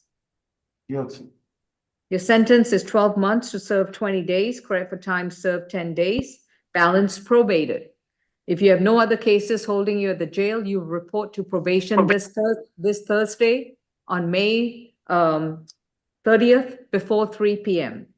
While on probation, you will complete a domestic violence intervention program, and you must begin that program within 30 days of being released. You're also to complete 40 hours of community service with a minimum of 5 hours per month and 5 hours, minimum 5 hours every month thereafter. And you can do your community service at any nonprofit agency that's not a church and not a school. You are to have no violent contact with Lishona Hawkins. On case 22 CR 000551F, how do you plead to simple battery, family violence, and obstruction of an officer? Guilty. Your sentence for simple battery, family violence is going to be 12 months concurrent with the previous case I've just listed. And the obstruction charge is going to be 12 months concurrent with count 1 and a $300 fine that's suspended. Don't forget to report to probation, and the bench warrant matter is null crossed. Okay, thanks a lot. Thank you. You're welcome. Mr. Murphy, anything else, sir? That's all I have, Judge. Till next time. Okay, sir. You take care. Thank you. Appreciate it. Okay, medical? Oh, jail court iPhone, whoever chimes in first. Jail court iPhone, who do we have? Yeah, on the probation calendar, position 7 and 8, Mr. Sims. Mr. Sims is, I believe, the last of the probation calendar, the last page. Yes, sir. Is that right? And we understand what the recommendation is on him. I don't believe he'll have any objection to it. We did discuss it yesterday. All right. Mr. Sims, you've been at, you have a right to remain silent. Anything you say in open court, your statements can and will be used against you. You have a right to an attorney, and your counsel is Mr. Michael McLean. Your probation revocation case is 23 CR 4635C, in which you were convicted of theft by shoplifting. Your probation revocation case number is 24 PB 873. Ms. Allen, you've been sworn. What's the state's recommendation? Your Honor, he failed to complete the shoplifting course. He's been in custody since May 20th, 2024. At this time, we would like for the defendant to be allowed to continue on probation. How many more days does he have left? He has 131 days remaining on his case. All right. And the defense, I believe, indicated they agree to these terms. I believe that's correct, Your Honor. Mr. Sims, you got to try harder this time and make it. Are you up for it? I'm definitely up for it. And Judge, with all due respect to the court and the probation office, I never intended to not complete my things. I just had some other things surrounding that were kind of misunderstood, but I'm going to complete it, Your Honor. Okay. The next time you violate probation, all these other things won't matter. We'll just keep you in jail until until your term of probation is over. So you have an option. You can either stay in jail and complete your time, or you can be released on probation to make your anti-theft class your first priority. What would you like to do? I would like to get out and support my family and do whatever I'd have to do to complete the terms of probation, Your Honor. Okay, I heard you. Thank you. I will accept the state's recommendation. This is recorded as a probation violation. You report to probation. You can put your hand down, sir.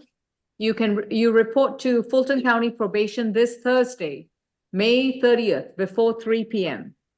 And you report every month.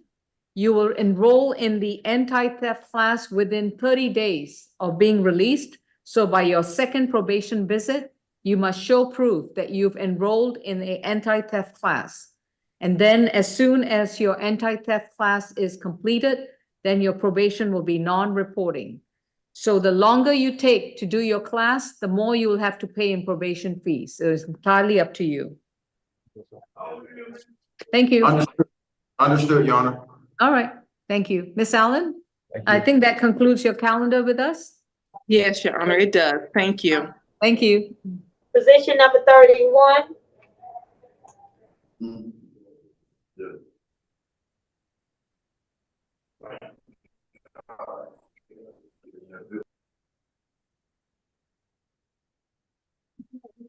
All right.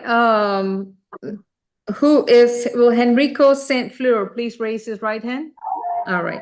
Mr. St. Fleur, my name is Judge Lal. You have a right to remain silent. Anything you say in open court, your statements can and will be used against you. You have a right to an attorney, and your counsel is Ms. Vigiletti.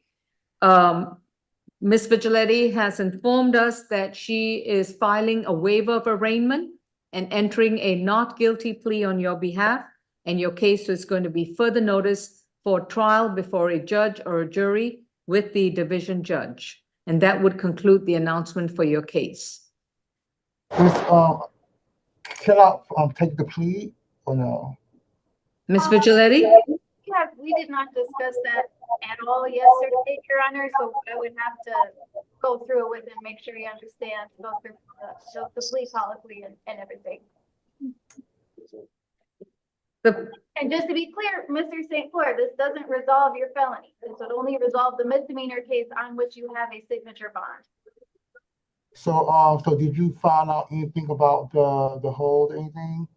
I did. I found out about your foreign hold, and I did not find out about your felony bond. I did reach out to the felony PD and I tried to figure out if you have a bond on your felony, and I don't see one. I did reach out to her to flag it to her, and I can put in the chat for the deputy what your foreign hold, your Chamblee hold is, because I did figure out what that is. But And so that was what now? so the only case where I don't think we need to talk about other holds on the record, right? Because this is on YouTube. So I'll put it in the chat. I'll let the deputies know what your other hold is in Chamblee. And the only case that the judge is going to hear about today is the misdemeanor battery, family violence, and willful obstruction that you have the signature bond on already. Okay.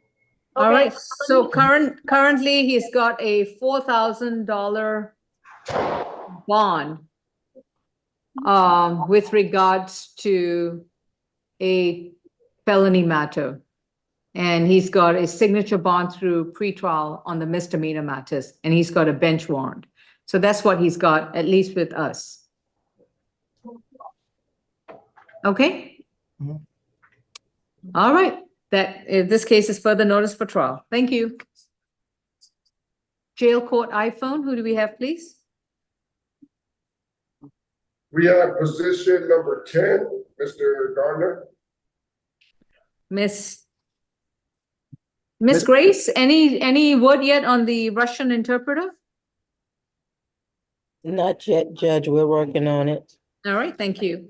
Mr. I have Corey Garner. Mr. McLean, that's your client? Right, it's just a not guilty. That's correct. Okay. This is 24 CR 2167J. Mr. Corey Garner, my name is Judge Law, and I'd like to remind you that you have a right to remain silent. Anything you say in open court, your statements can and will be used against you. You have a right to an attorney, and representing you is going to be Mr. Michael McLean. Mr. McLean's indicated that he is entering a not guilty plea on your behalf. Will you be submitting a waiver of arraignment, Mr. McLean? If that's okay with Mr. Garner, I'll submit a written waiver for you and that's called a not guilty. You're waiving the arraignment, Mr. Garner, because it means that you're not asking the judge to read every single word, every single line of the accusation. You know what you're charged with, and to that charge, your answer is not guilty. Is that correct? So I'm not waiving the preliminary hearing, right? I don't know about a preliminary hearing being scheduled, Mr. Garner. I don't know if you have any opportunity to have a preliminary hearing. This will put this in the position of going to the trial court. In the trial court, you'll have an attorney assigned to you who will prepare your trial. In this session, SAP, this is about the only step that's really optional. You don't have to be here because even your silence means not guilty. So I am not in a position to prepare your trial. I'm not in a position to go interview witnesses, get an investigator, go right out there. Mr. McLean, may I just interrupt? I'm so sorry. Certainly. May 14th, 2024, a waiver of arraignment was filed in this case, and he's already pled not guilty. Right. And there was a motion for bond consideration that was filed, and that's the only pending matter in this case. Right. And after that, Your Honor, we heard that there was perhaps a change, and I believe that really it's not a change, that he wishes to remain not guilty. And okay. He's not guilty until proven guilty. He's innocent until proven guilty. That's the presumption of the law. Okay, thank you for correcting that. Thank you. Okay. All right, Mr. Garner, I'm looking at your file and pretty much you've already pled not guilty before. What were you anticipating today? I'm fine with the not guilty plea, ma'am. I was just curious.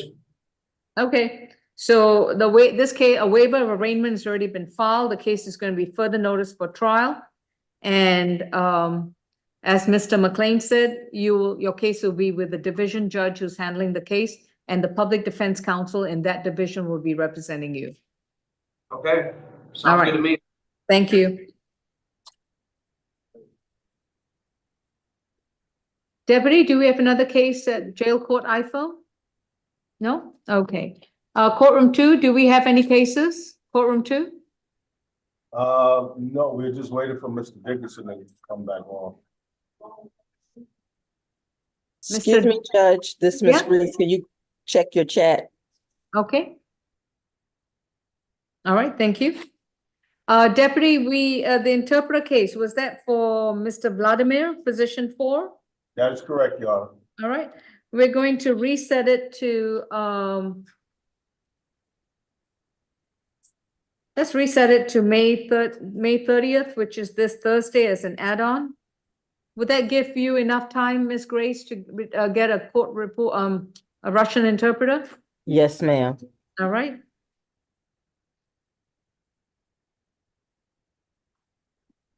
So Mr. Vladimir, that last name C, begins with C. And we're going to address that case this Thursday because we won't be able to get an interpreter on time. Right. Is that Mr. Vladimir? Yes, Your Honor, he has either little to no English. This is Mr. Shelok Hasayev. All right. Mr. Vladimir, do you speak a little English? No, I'm sorry. He said, no, I'm sorry. No English. Today is Tuesday. I'll see you on Thursday. Do you understand? Yeah. Yes. We need a Russian interpreter. Do you understand? Yeah. Yeah. See you Thursday. I'm sorry. Show him a calendar, Mr. McLean. I'll draw one up. All right, spasiba. Thank Next case, please.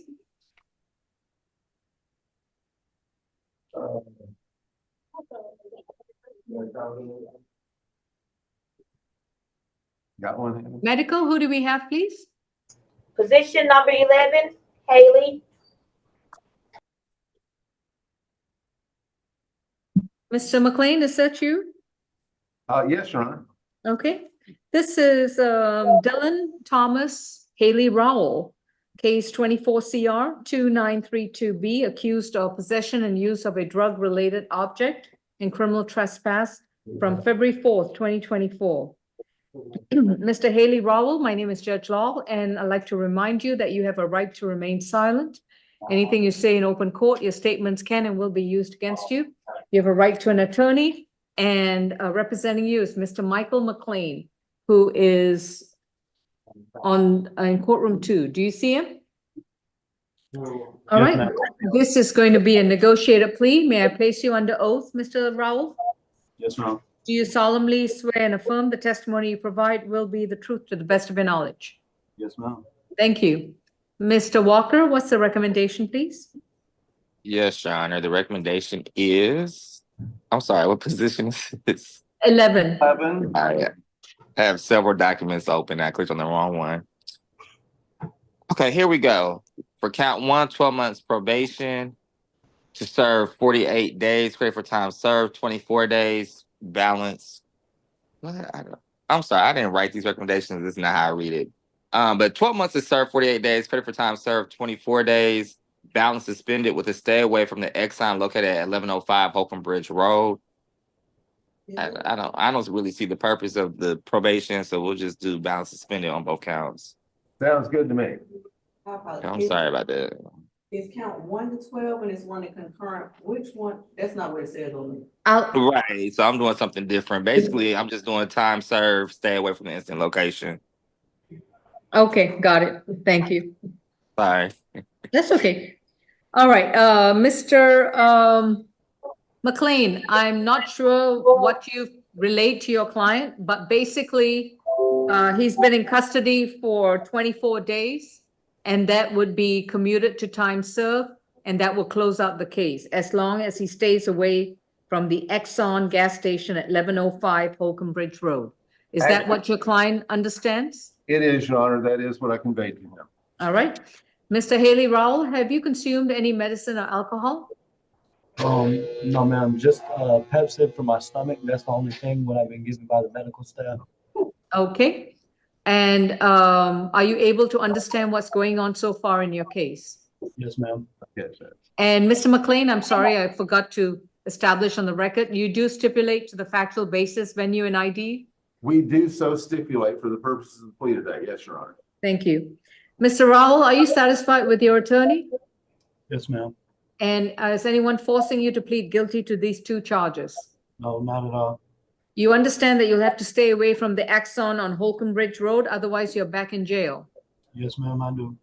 If you decide to plead guilty to these charges, you would have to give up your right to a trial in front of a judge or a jury.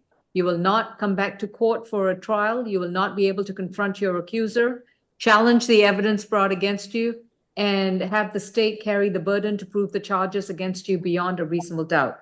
Are you prepared to give up these rights?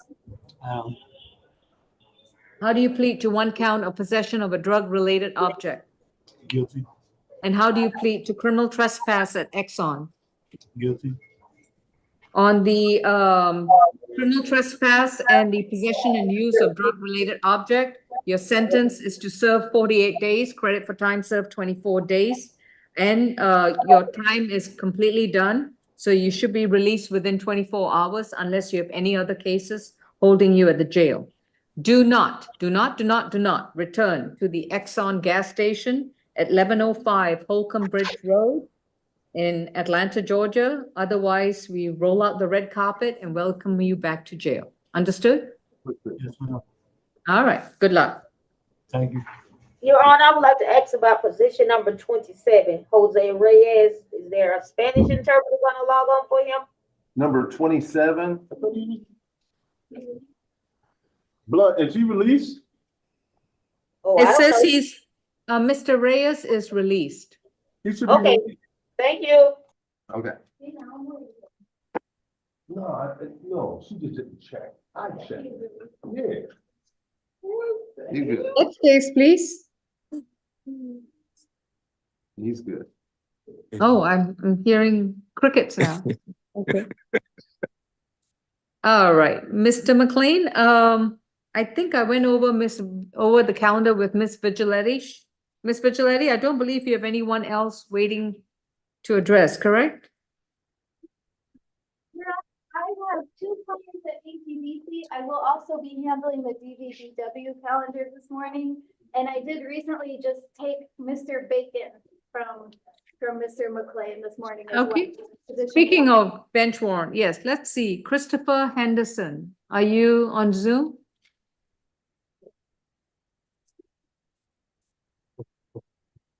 Christopher Henderson.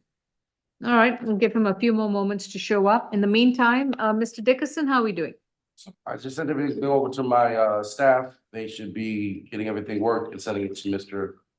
Jordan. So that should have been emailed. I just spoke to Mr. Jordan in the hallway. So as soon as he comes back with the paperwork, we're good to go. Okay, Tony Williams, are you on Zoom? He's coming up. He's in the courtroom too. All right, thank you, sir.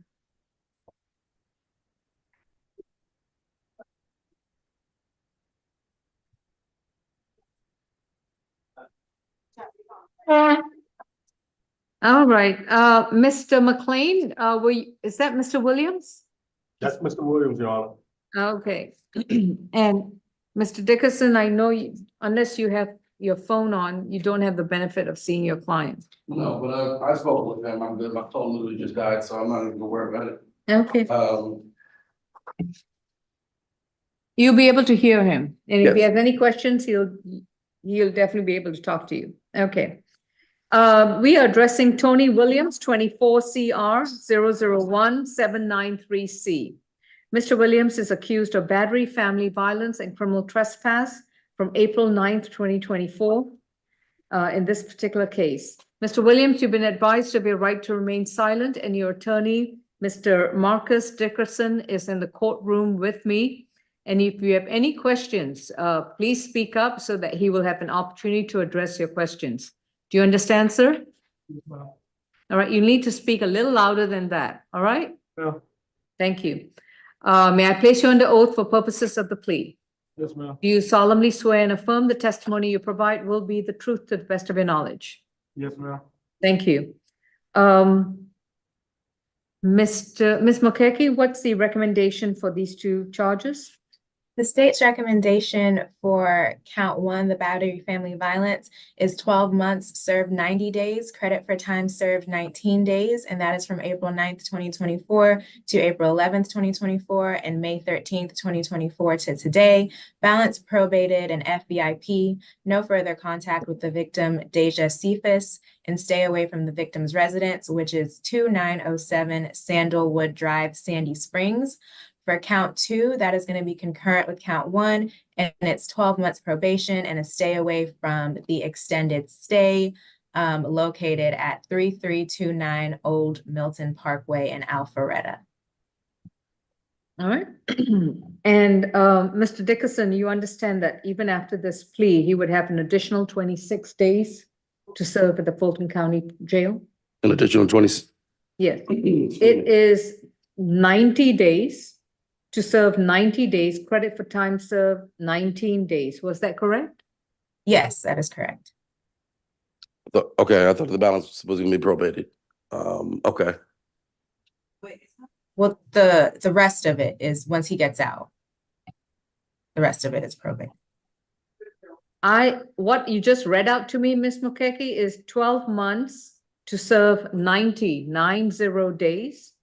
Credit for time served 19 days, 19. Yes.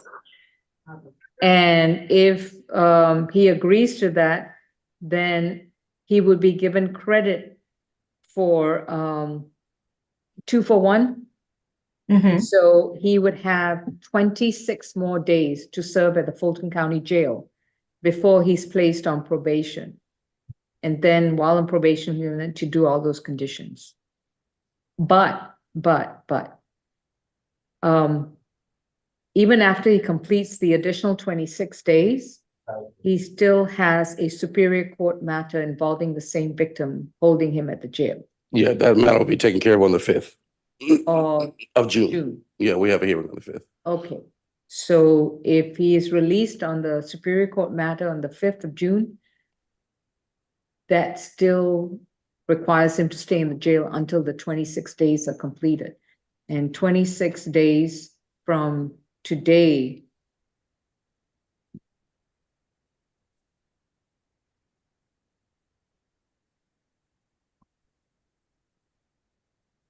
which means he'll be released either on June 23rd or 24th. Well, I'm presuming that's what you offered. I guess there was a miscommunication there. Mr. Williams, do you want to proceed? Can we get back on the phone? All right. Okay. And your phone is dead. And my phone is dead. Yeah, I need to. Well, it uses the Android charger though. Just the USB-C. Yeah. It literally just died. Go up to the clerk's office, J150. And Miss Grace, if you can let Mr. Dickerson use one of the phones there, please. Go up there and ask for Mr. Jordan. Mr. Jordan? Yeah. Miss Grace, Attorney Dickerson's on his way. All right, courtroom 2, we're going to be on hold with Mr. Williams with regards to this plea offer. Your Honor, does he have the phone number to call? Yeah, his personal cell phone is run out of juice, so he has to go and get a landline from the I want to clerk's make office. sure he has the correct number to call, the court number, Yeah, he does have that number. okay? Because I was calling him. Maybe not his phone. Yeah. His phone died, so. So he'll have a number. He might have it. No, he probably needs a landline upstairs. Okay, all right, while we are waiting to address Mr. He didn't have it. I know.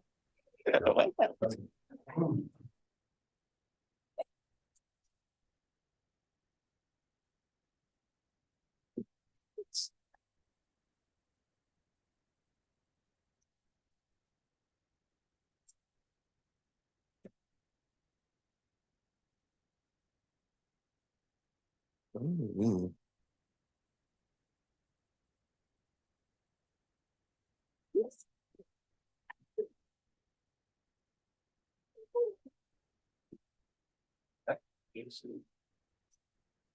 Okay, sorry about that. We were just trying to confer with the clerk's office.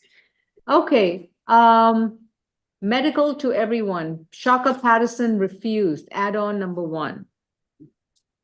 Ms. Vigiletti, is that your client? Medical, I don't know what, Your Honor, I believe that Mr. Patterson has a private attorney. okay. I don't know what refused means from medical, so. All right, Christopher Henderson, you ready? Christopher Henderson. I don't know, I see a man and a woman, so I don't know. Yes, can you hear me Someone now? needs to leave the, ma'am, you need to leave the screen. And this case only involves Mr. Henderson.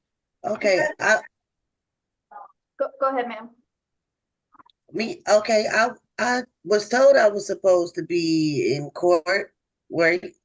Okay, I was trying to get the Zoom on my phone as well, so do I still need to get out the screen? Yep. So I just need to try to pull it up on my phone? Just move away from the screen, go to the side, and let's put Mr. Henderson. He looks so comfortable in his pajamas, we are ready to address him. I'm sorry, okay. Let me go. And Your Honor, this is the alleged. baby is crying. Just give me a moment, please. All right, this is State versus Christopher Henderson. Case number 23 CR 003389A.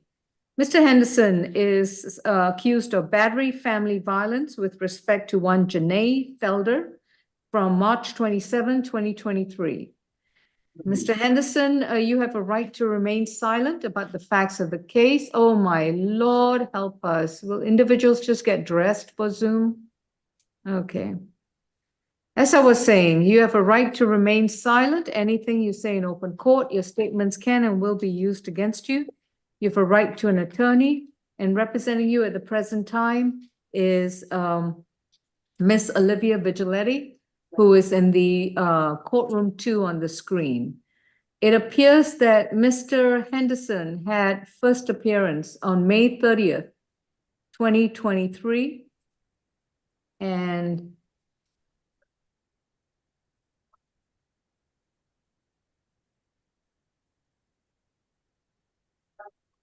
I'm trying to, I don't know why I'm having problems opening the document, but looks like he did not show up in Judge Roth's court on December 5th, 2023, and did not show up again on May 20th, 2024.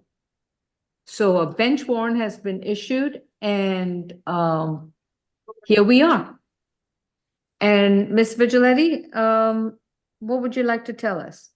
Yes, Your Honor, I'm just gonna walk you through the timeline of events here. I spoke with Mr. Henderson as well as Janae, who we saw earlier yesterday. And so I'll just start at the beginning here. This is a March 27th, 2023 incident. Christopher and Janae have had no incidents since then.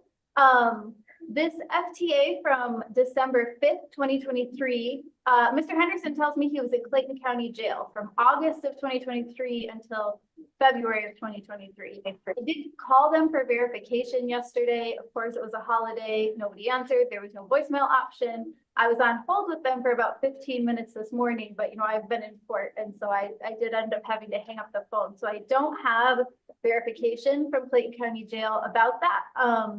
But I'm sure we can get it. So that date is August 2023 until February 2023. This is this first FTA, this December 5th FTA. And Mr. Henderson also tells me that although he was in custody, his wife did call his pretrial services officer, who is Tristan Brown, to let her know that he wouldn't make it to court. And so that's why no bench warrant was issued that first FTA, because she was aware. Mr. Henderson was released in February of 2024, which, as we all know, was right at the start of the cyber attack. You know, we all were a little bit underwater. He told me that he did call Officer Brown again at that time to update his address because his family had moved while he was in custody. The address that he gave me, that he tells me he gave her, is his current address. And I have to imagine that update just didn't make it into the system because of the cyber attack. And so this May 20th court date, the notice was sent to the old address. I will add that he has been in pretty constant communication with Tristan Brown. He forwarded me some emails, you know, of their interaction. That's his pretrial officer. You know, he's clearly not running from this court. They've been in touch. One email he shared with me that I'm happy to share with the court was him reaching out to her as recently as April 30th. He got an auto reply from her that said she was out of the office. There was a link to search for upcoming court dates for people. He clicked it, didn't see an upcoming court date. So he was trying to stay on top of that court date, and he missed that May 20th court date. The only notice I do see was sent to that old address. And so he has come and he's updated his address again last week. We double checked everything. Everything's clear now. And I don't think we'll have any further issues. All right. Ms. Mokeke, anything to add? Please unmute. No, Your Honor. Okay. Oh, wait a minute. I have a lot to Sure, add. Mr. Walker. I heard a whole lot of excuses except for every reason why he wasn't in court. We have no proof of incarceration. I'm hearing about a change of address. We all know that you don't do a change of address with pretrial. You do it with the clerk's office. I heard that he's since now updated his address yet again. I'm checking the docket. I don't see a change of address. Maybe you guys have access to something that I'm not seeing. But again, I don't see a change of address. It's the defendant's responsibility to make these court dates. And like I said, we don't have a proof of incarceration.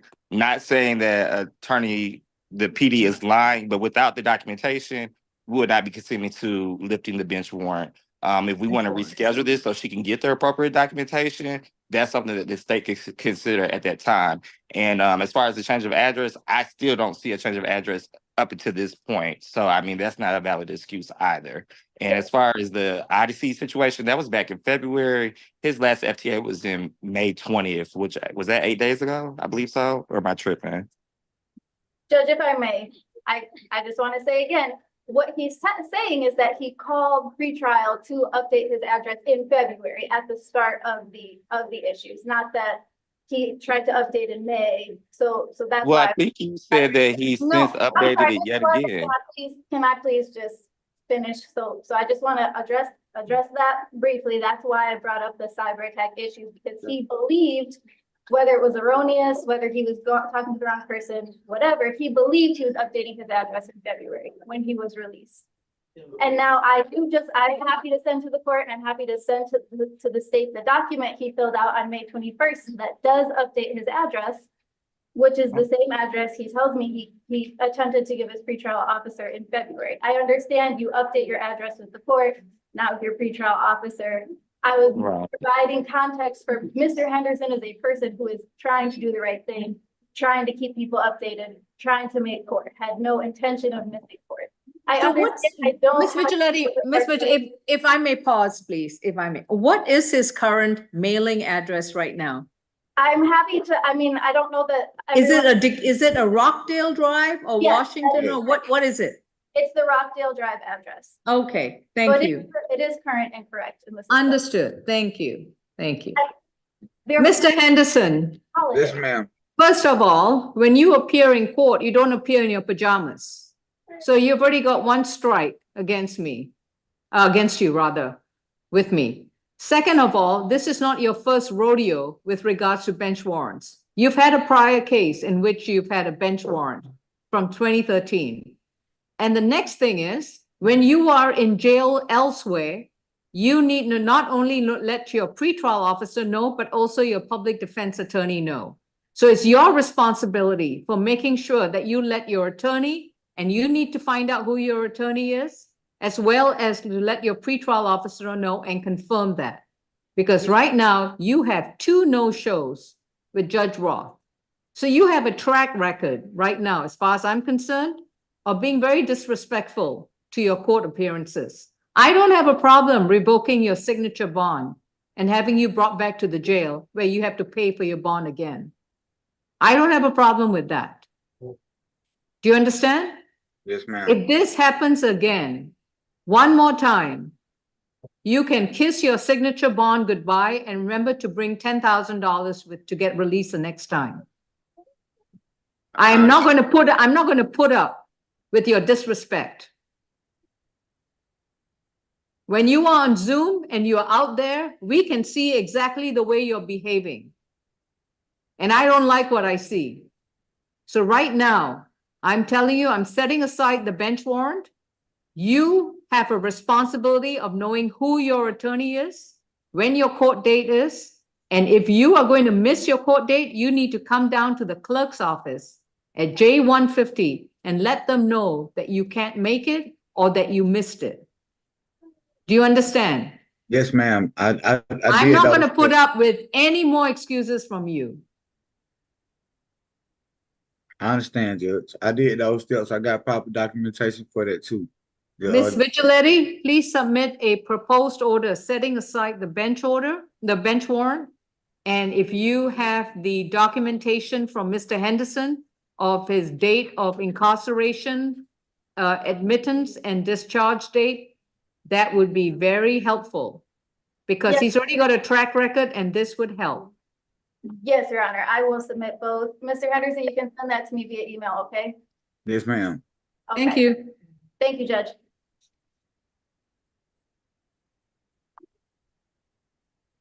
Medical, who do we have, please? Oh, man, Mr. B. Just number Miss- 6 and 7. 6 and 7. Okay, 6 and 7. all right. That's Marco Coe. By the way, on position, Mr. Henderson, you can leave the Zoom. Just make sure you send the paperwork to Ms. Vigiletti. Medical, you put something in the chat about Shaka Patterson refused add-on number 1. Yes, Oh. ma'am, he did. He refused to come around to the court session. He did. Oh, okay. That's fine. We can reset him as an add-on to May 30th.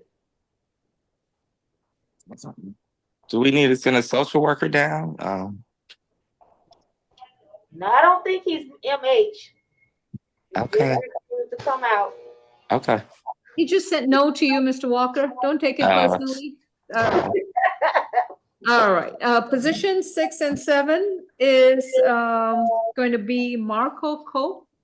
Mr. Cope, my name is Judge Lal, and we are addressing 2 of your cases. First one is 24 CR 1364G, in which you're accused of simple battery, criminal trespass.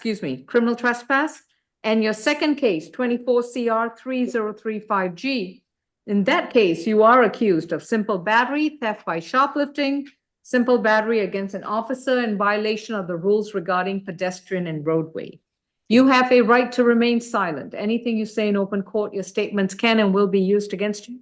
You have a right to an attorney, and representing you is Mr. Michael McLean. Your Honor. Yes, sir. Yesterday's interview did not occur.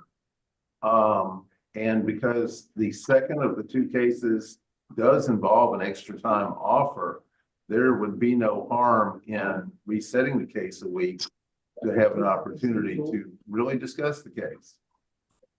Serve 60 days, credit for time served 14 days. All right. Do you want me to reset it next Tuesday?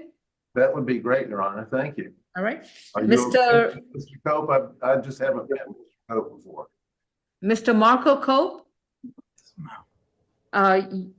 Based on the plea offer that's been submitted by the prosecution, you would need, one of the requirements would mean that you need to serve additional time at the Fulton County Jail. Mr. Michael McLean is the public defense attorney who would need time to speak with you about the plea offer. So I'm going to reset the case 7 days to give the attorney time to sit down and discuss the terms of the plea offer. Do you have any specific objection? No, ma'am. All right. Positions 6 and 7 are reset to next Tuesday, and that's going to be June 4th. Thank you.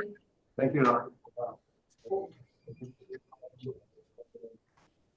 Thank you.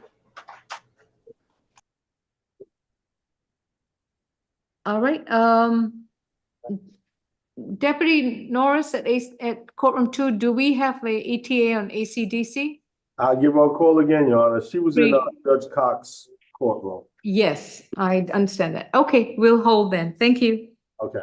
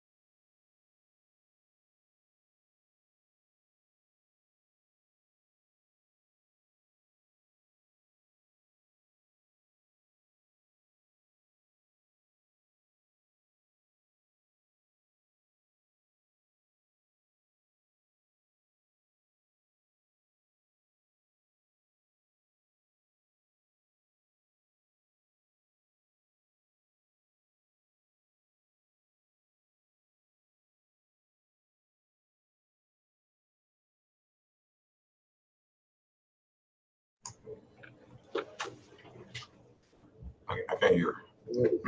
Yes, good morning. Who are we addressing, please? We have position number 2, Mr. Beavers. Mr. McLean? We've announced that this is 2 separate cases of the same location, criminal trespass. We've had a very good discussion about how to stay away from that location. And I believe we're ready for a negotiated plea. Thank you. Mr. Merrill Beavers is case 24CR2988Y, accused of criminal trespass at the St. Regis Hotel on West Paces Ferry from May 11th, 2024.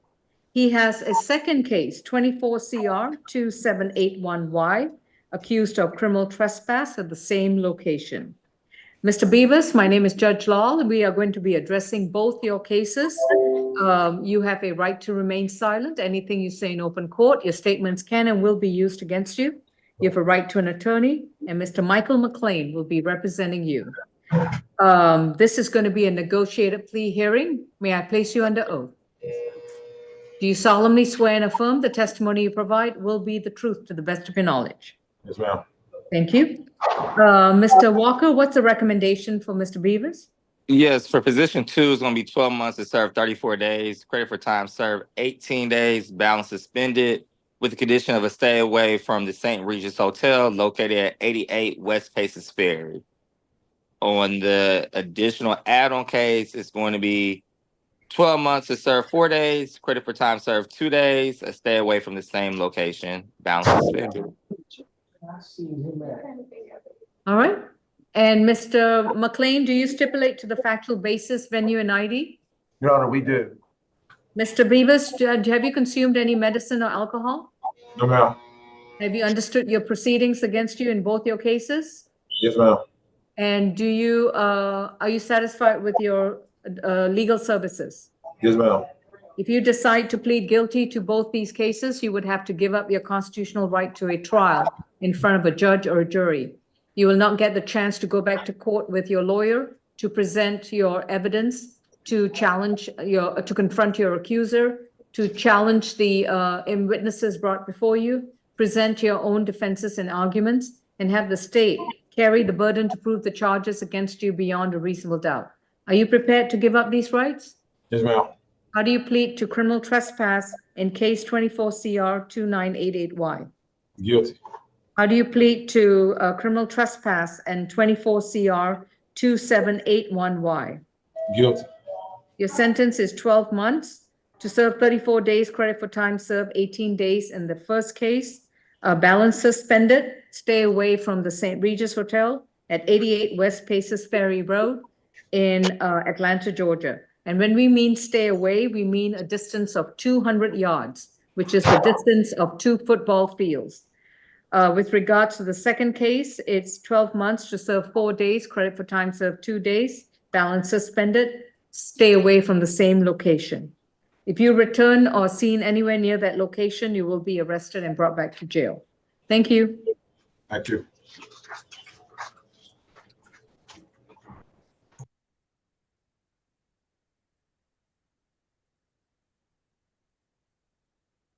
All right.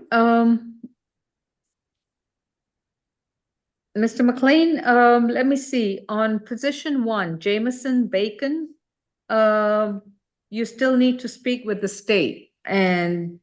Well, Ms. Vigiletti stole my client from me, Your Honor. I'm gonna take a warrant out. All right, but in the meantime, Ms. Vigiletti, what would you like to do with this case?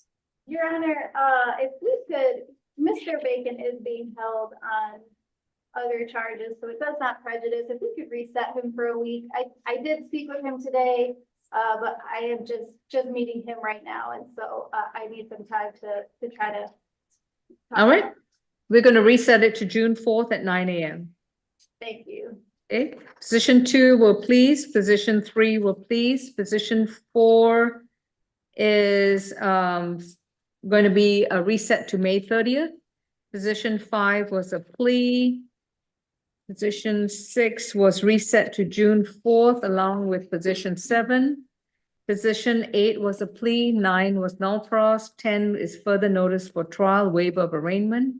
Position 11 was a plea, position 12 was a plea, position 13 is null pros, 14 is a plea, 15 is null pros, 16 is reset to June 4th along with 17 and 18.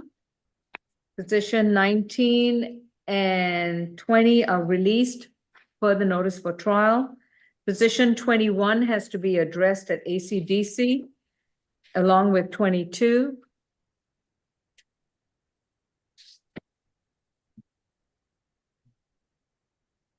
Along with 23, 24. All same person. Position 25, Jerion Matthew. Any update? Ms. Vigiletti? Jerion Matthew. This is Mr. McLean's case, but what you want to explain what happened? I said, it looks like reset 1 week. Your Honor, that was the state's request, and I went to the Union City Jail to convey that proposal of a reset, but they were having from 2 to 4 p.m. Their hours of having the head count break are a little different than here at Rice Street. So there I was at about 3:20, 3:15, and wasn't going to be able to see him till 4. So I just went on to Rice Street, back to Rice Street rather. Okay. If they do bring him at ACDC, do you want that 1 week? Do you consent to the 1 week reset or? I haven't spoken to him. I don't know if he has a reaction to it. Most people are okay with the reset whenever there's a good reason for it, sure. Big question mark, no problem. 25 question mark onto the reset. Moving, because he's got 2 other cases, so he's got 3 cases to address, just FYI. Right. Okay, then position 26 is also going to be at ACDC. 27 is released and further notice for trial. I think I just want to confirm that. Officer Norris, are you as convinced as I am?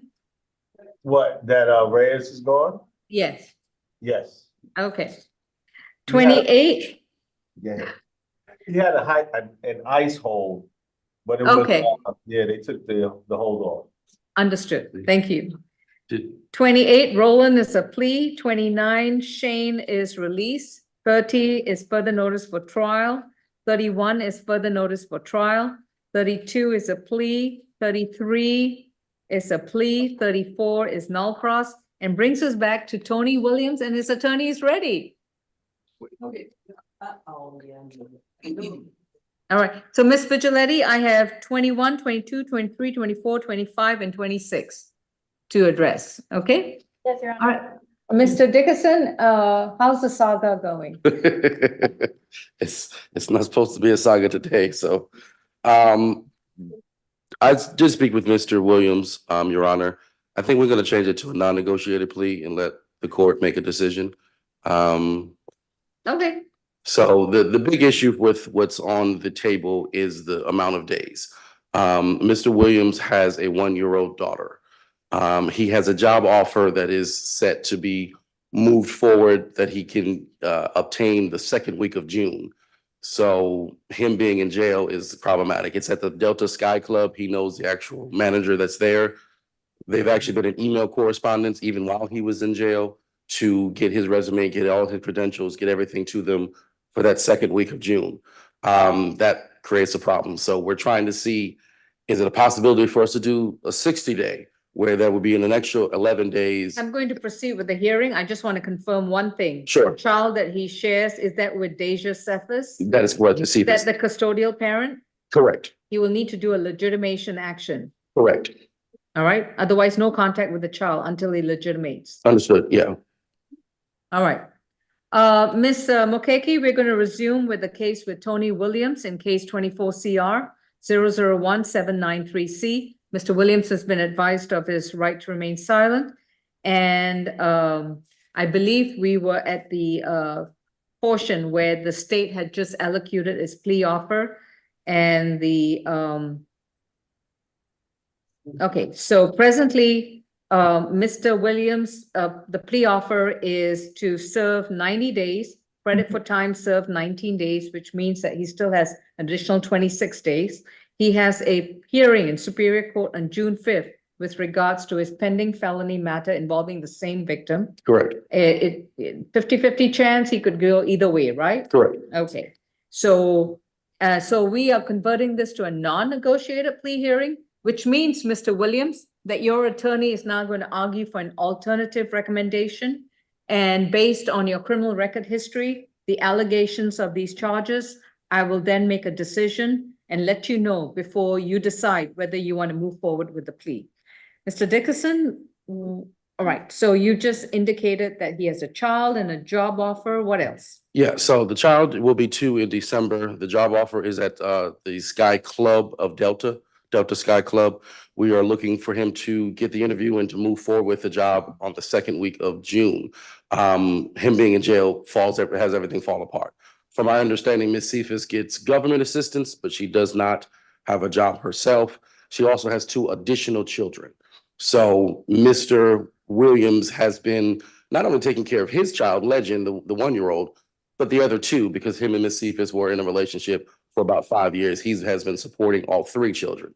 The problem is with him being in jail and incarcerated, not only is his Amazon job that he currently has being probably going to be terminated if he stays in jail, but this new job that offers more money and more benefits for the child, for Miss Legend, is now going to be off the table. And so for the best interest of the child, Your Honor, and for Mr. Williams to continue to support her, which he has been doing the entirety of her life, we are asking for the plea to remain the same except for the 90 days. We're just asking it for it to be down to 60. That gives him 11 more days. That has him out by the end of next week as it relates to this case, and this case hold on him. We will deal with the 5th and the other case, but with this case, we will ask that it be changed to the 60 so he doesn't lose out on this opportunity to take care of his daughter. And Ms. Mokeke, do you have any specific objection to reducing the jail time so that he's in custody for 11 days instead of 26? Yes, Your Honor. So our original offer was 120 days to be served, and we did, bump that down to 90 days after I spoke with his attorney. I do see 2 arrest cycles, a 2022 abandonment of a dependent child and a 2010 driving without a valid license. In this particular instance, he had gotten into an argument with the victim at the extended stay hotel where they were staying. He did hit her in the face, which left a laceration on the side of her face, and her face was also swollen. He then shoved her down the hallway, which led to her head going into the drywall of the hotel. And there is pictures to show the damage to the wall. Her head went into the wall. The defendant then yanked a phone in the hotel out of the wall. And he was giving, a bond for this incident. And that bond was ordered on April 10th, 2024. In May, about a month after he got that bond, where he was ordered to stay away from the victim, Ms. Deja Cephas, and also stay away from her residence, he had contact with her again and was arrested for aggravated stalking, false imprisonment, and criminal damage to property in the 2nd degree. This is all against the same victim, Ms. Deja Cephas, and that is why the state's recommendation is what it is, and we are not willing to reduce it. Okay. If I may, Your Honor, just briefly, I know this is for the other case, but my client was contacted by Ms. Cephas to watch his child because it was the Mother's Day weekend. Again, and I've already gone over this with my client. He had an order not to talk to her, so we're not going to argue that point. But it's not a situation where my client came up on her. He was requested to come watch his child because the mother wanted to go out. So I do want to make sure that there's some clarity of the facts on why he did violate the bond originally, because it had to do with, again, his daughter. As we can see, he will do almost anything to make sure that his daughter is taken care of. And he was very well aware that he had a bond that said that he was not supposed to have contact with the victim and he was supposed to stay away. I do not have permissions to see the actual warrant, but whatever happened when he went over there, he was arrested for aggravated stalking, false imprisonment, and damage to property. So I don't know how just watching his daughter lets all of those things, but clearly something transpired to where the police had to get involved and he had to be arrested again. Thank you. Deja Cephas, are you on Zoom? All right, what a pity she's not chimed in.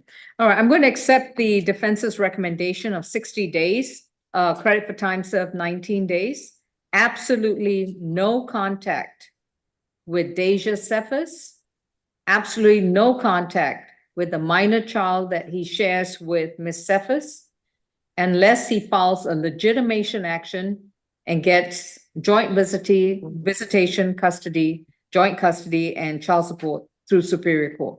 Yes, Your Honor. But absolutely no contact with either one. Even if she calls him over and he wants to go over and give a birthday present, I don't care. If he doesn't understand what no contact means, then obviously the last 19 days at jail has been for no rhyme or reason. But Mr. Williams, I'm going to reduce it. Do you still want to move forward with this plea offer? Yes, ma'am. All right. You've already been sworn. Do you stipulate to the factual basis, venue, and ID, Mr. Dickerson? So stipulated. All right, thank you. Mr. Williams, have you consumed any medicine or alcohol recently? No, ma'am. And have you understood the proceedings with regards to your 2 cases? Yes, ma'am. Rather, this one case? Okay. Yes, ma'am. And are you satisfied with your legal services? Yes, ma'am. And is anyone forcing you to enter this guilty plea? No, ma'am. You understand that you'll be pleading guilty to battery, family violence. Any subsequent arrest for such a charge can be a felony charge. Do you understand? Yes, ma'am. If you decide to plead guilty to these charges, you won't have a chance to have a trial in this case. You will not have the assistance of counsel to come back to court and confront your accuser, challenge the evidence brought against you, to be able to present your defenses and arguments, and have the state try and prove the charges against you beyond a reasonable doubt. Are you prepared to give up these rights? Yes, ma'am. How do you plead to 1 count of battery, family violence regarding Deja Cephas? Guilty. How do you plead to 1 count of criminal trespass at the extended stay hotel located at 3329 Old Milton Parkway in Alpharetta? Guilty as well. On the battery, family violence, your sentence is 12 months to serve 60 days, credit for time served 19 days. You have an additional 11 days to serve at the Fulton County Jail. Once you've completed with 11 days, and if you are released on your other pending matters, you have to report to the Fulton County Probation on the first available business day. So if you're released on a Monday, you have to be at probation on a Tuesday. Probation is open Monday, Tuesday, and Thursday. Okay? Probation is located at 132 Mitchell Street in downtown Atlanta. While you're on probation, you will complete a domestic violence intervention program. That is a 24-week program, and you must enroll in the program within 30 days of being released. So by your second probation visit, you must show proof that you have enrolled in a domestic violence class and that you will continue those classes until the completion of the program. You are also to not consume any illegal drugs, no alcohol, and you're not allowed to possess any firearms. You will be subject to random screens by probation. On count 2 is going to be 12 months probation concurrent with count 1.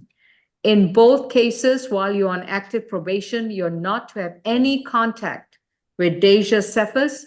You're not to speak to her in person, through mail, email, phone, through a third party, and even through social media. Do you understand, sir? Yes, ma'am. You're not to have any contact with the child or children that you share with Ms. Cephas. The only way you will have contact with your child or children is by filing a legitimation action with the appropriate superior court and get a court order to establish joint visitation, custody, and child support. Do you understand, sir? Yes, ma'am. You have to understand, and I hope you do, is that you have to legitimate your child because you don't know how to comply with a bond order. If you violate this order, not only will you be in trouble again in superior court, but you may effectively ban any contact with your child. Do you understand? Yes, ma'am. Okay. And Your Honor, I'm sorry, briefly, I pulled the Superior Court order. He's currently under no contact, not only with the victim, but with the children. So right now, the way the bond is written, he's not even allowed to have contact with the children. All right. Well, with this sentence, you cannot have any contact unless you file a legitimation action. So, Mr. Dickerson, your client is sort of between a rock and a hard place. Yes, Your Honor. Because I'll allow him to contact if he legitimates, but if the Superior Court doesn't allow it, that trumps my sentence. We'll deal with it there. Okay. That concludes your sentence. Thank you. Thank you, Mr. Dickerson. Thank you, Your Honor. Sorry Okay. for the back and forth. Next time, remember to bring a battery pack and an Android cable, though I have no idea what that looks like. Okay, take care, sir. Thank you. You have a great day. ACDC, Deputy Milton, hello, Hey. hello. Hello. Okay. Okay, I have position 21 through 24, Ms. Lowe. Yep. And position 26, Ms. Shara. Okay, thank you very much. Do you need the audio on? Yes, please. I'm about to proceed with both cases. Two ladies seated at ACDC. My name is Judge Law. This is a state all-purpose calendar with regards to the status of the criminal cases brought against you in the State Court of Fulton County.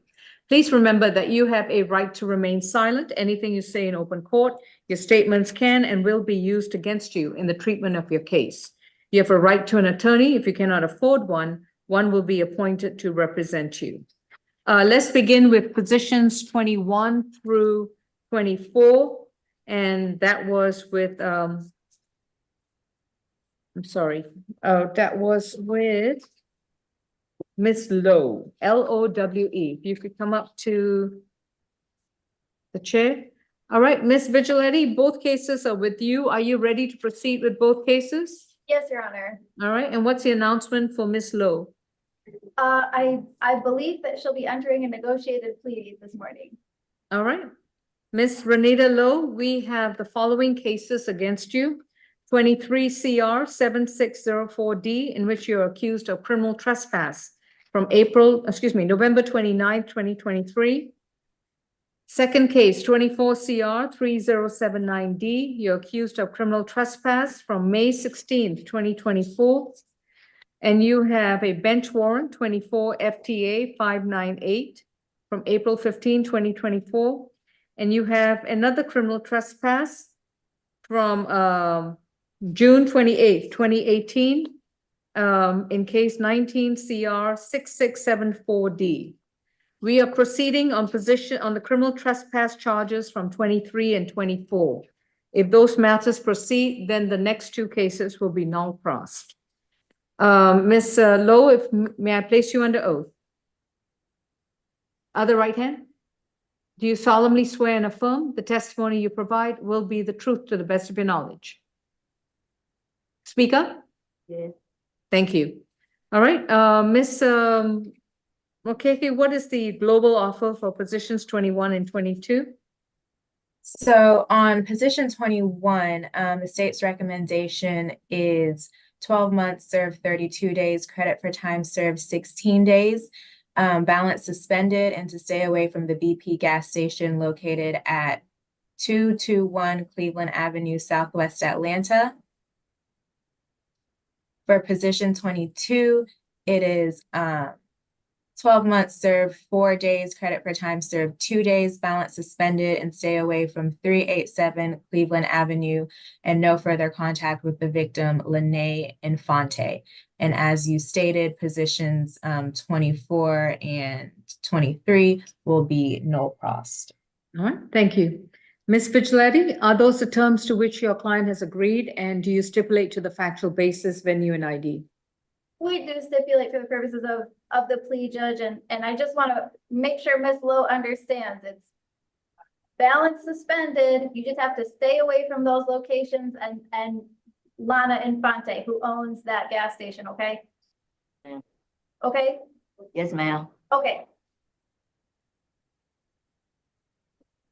Ms. Mokeke, on position 22, was the state seeking probation? No, Ms. Lowe, you're not done.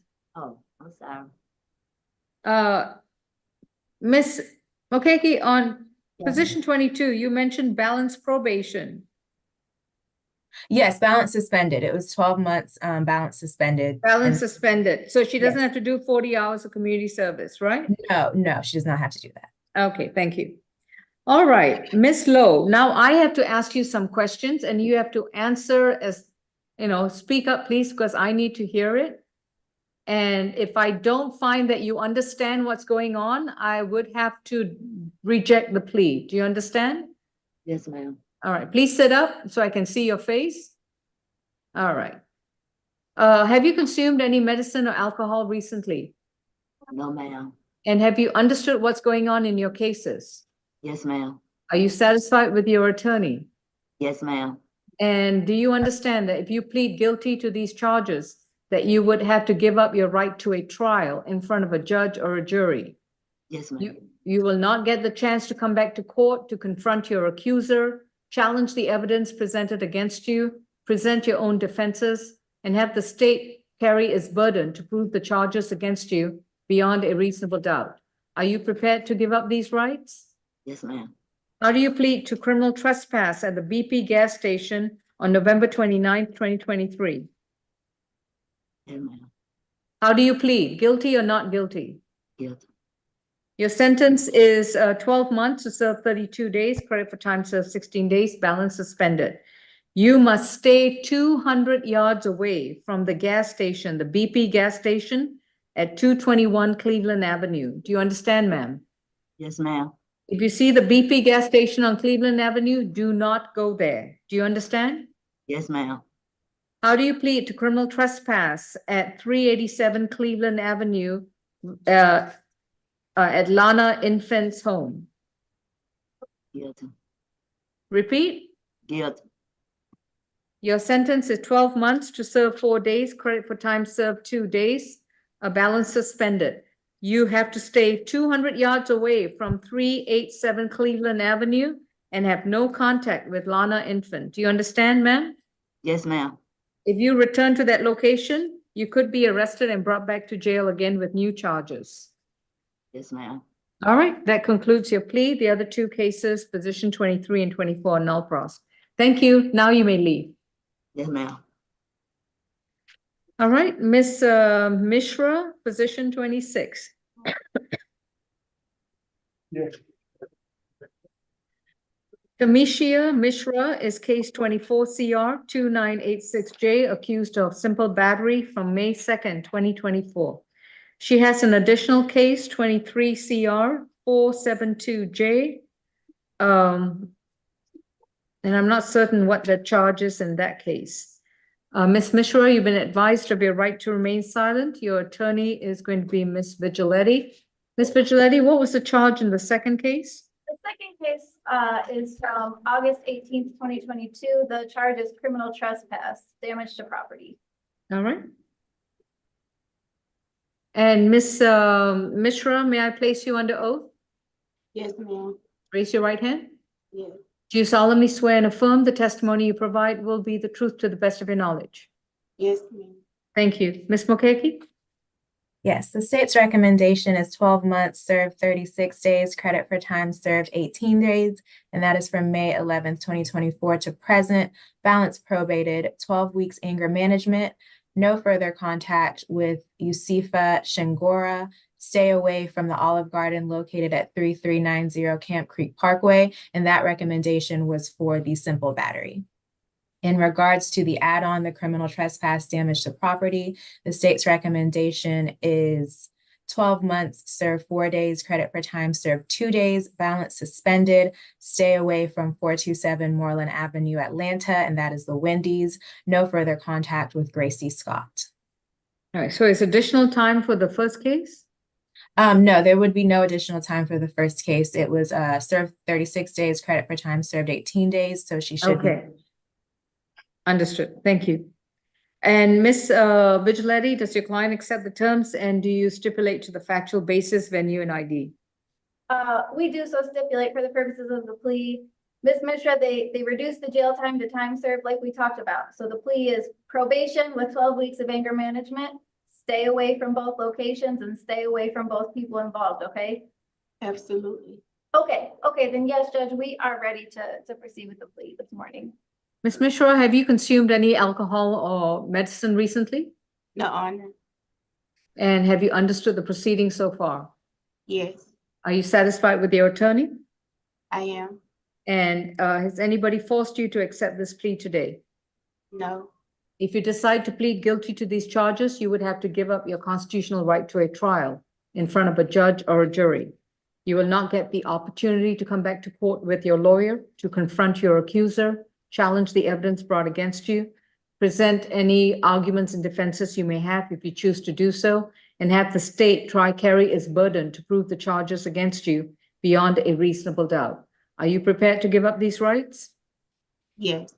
How do you plead to simple battery at the Olive Garden with Yusufa Sangore? Guilty. How do you plead to criminal trespass causing damage to property at the Wendy's on Moreland Avenue? Guilty. On the simple battery, your sentence is 12 months to serve 36 days, credit for time served 18 days. You will report to probation this Thursday, May 30th before 3 p.m. While on probation, you will complete 12 anger management classes. You must begin that 12 anger management classes within 30 days of being released. At all times while you're on probation, you're to stay 200 yards away from Yusufa Sangore and not have any contact with this person. You're also to stay away from the Olive Garden restaurant at 3390 Camp Creek Parkway in Atlanta, Georgia. In the second case regarding the criminal trespass, your sentence is 12 months to serve 4 days, credit for time served 2 days, concurrent with the previous case. It's going to be balance suspended, and you are to stay away from the Wendy's at 427 Moreland Avenue in Atlanta, Georgia, and have no contact with Gracie Scott. Thank you. That completes your plea. Don't forget to report to probation this Thursday. Thank you. Thank you, Your Honor. All right, ACDC, I think we are concluded, unless you have Jaron Matthew. I believe he's in Union City, Your Honor. Okay. I'm at the conclusion of my calendar. I'm going to reset this case to May 30th, Mr. McLean. Understood. I'm sorry, reset to June 4th. That's what we do. All right. Anything else? Do we need to go over the calendar again? Miss Casey Strong is saying pretty please for all the null pros orders that have to be submitted and filed. to Mr. Walker and Ms. McKechnie. All right. All right, Mr. McLean, Ms. Vigiletti, I bid you all adieu. Have a nice day, and we'll see y'all later. Take care. I'm doing my no please do now. not forget about us. Okay. Oh, yes, okay. Take care. Bye. All right, sending those orders right now. Thank you, Your Honor. Thank you.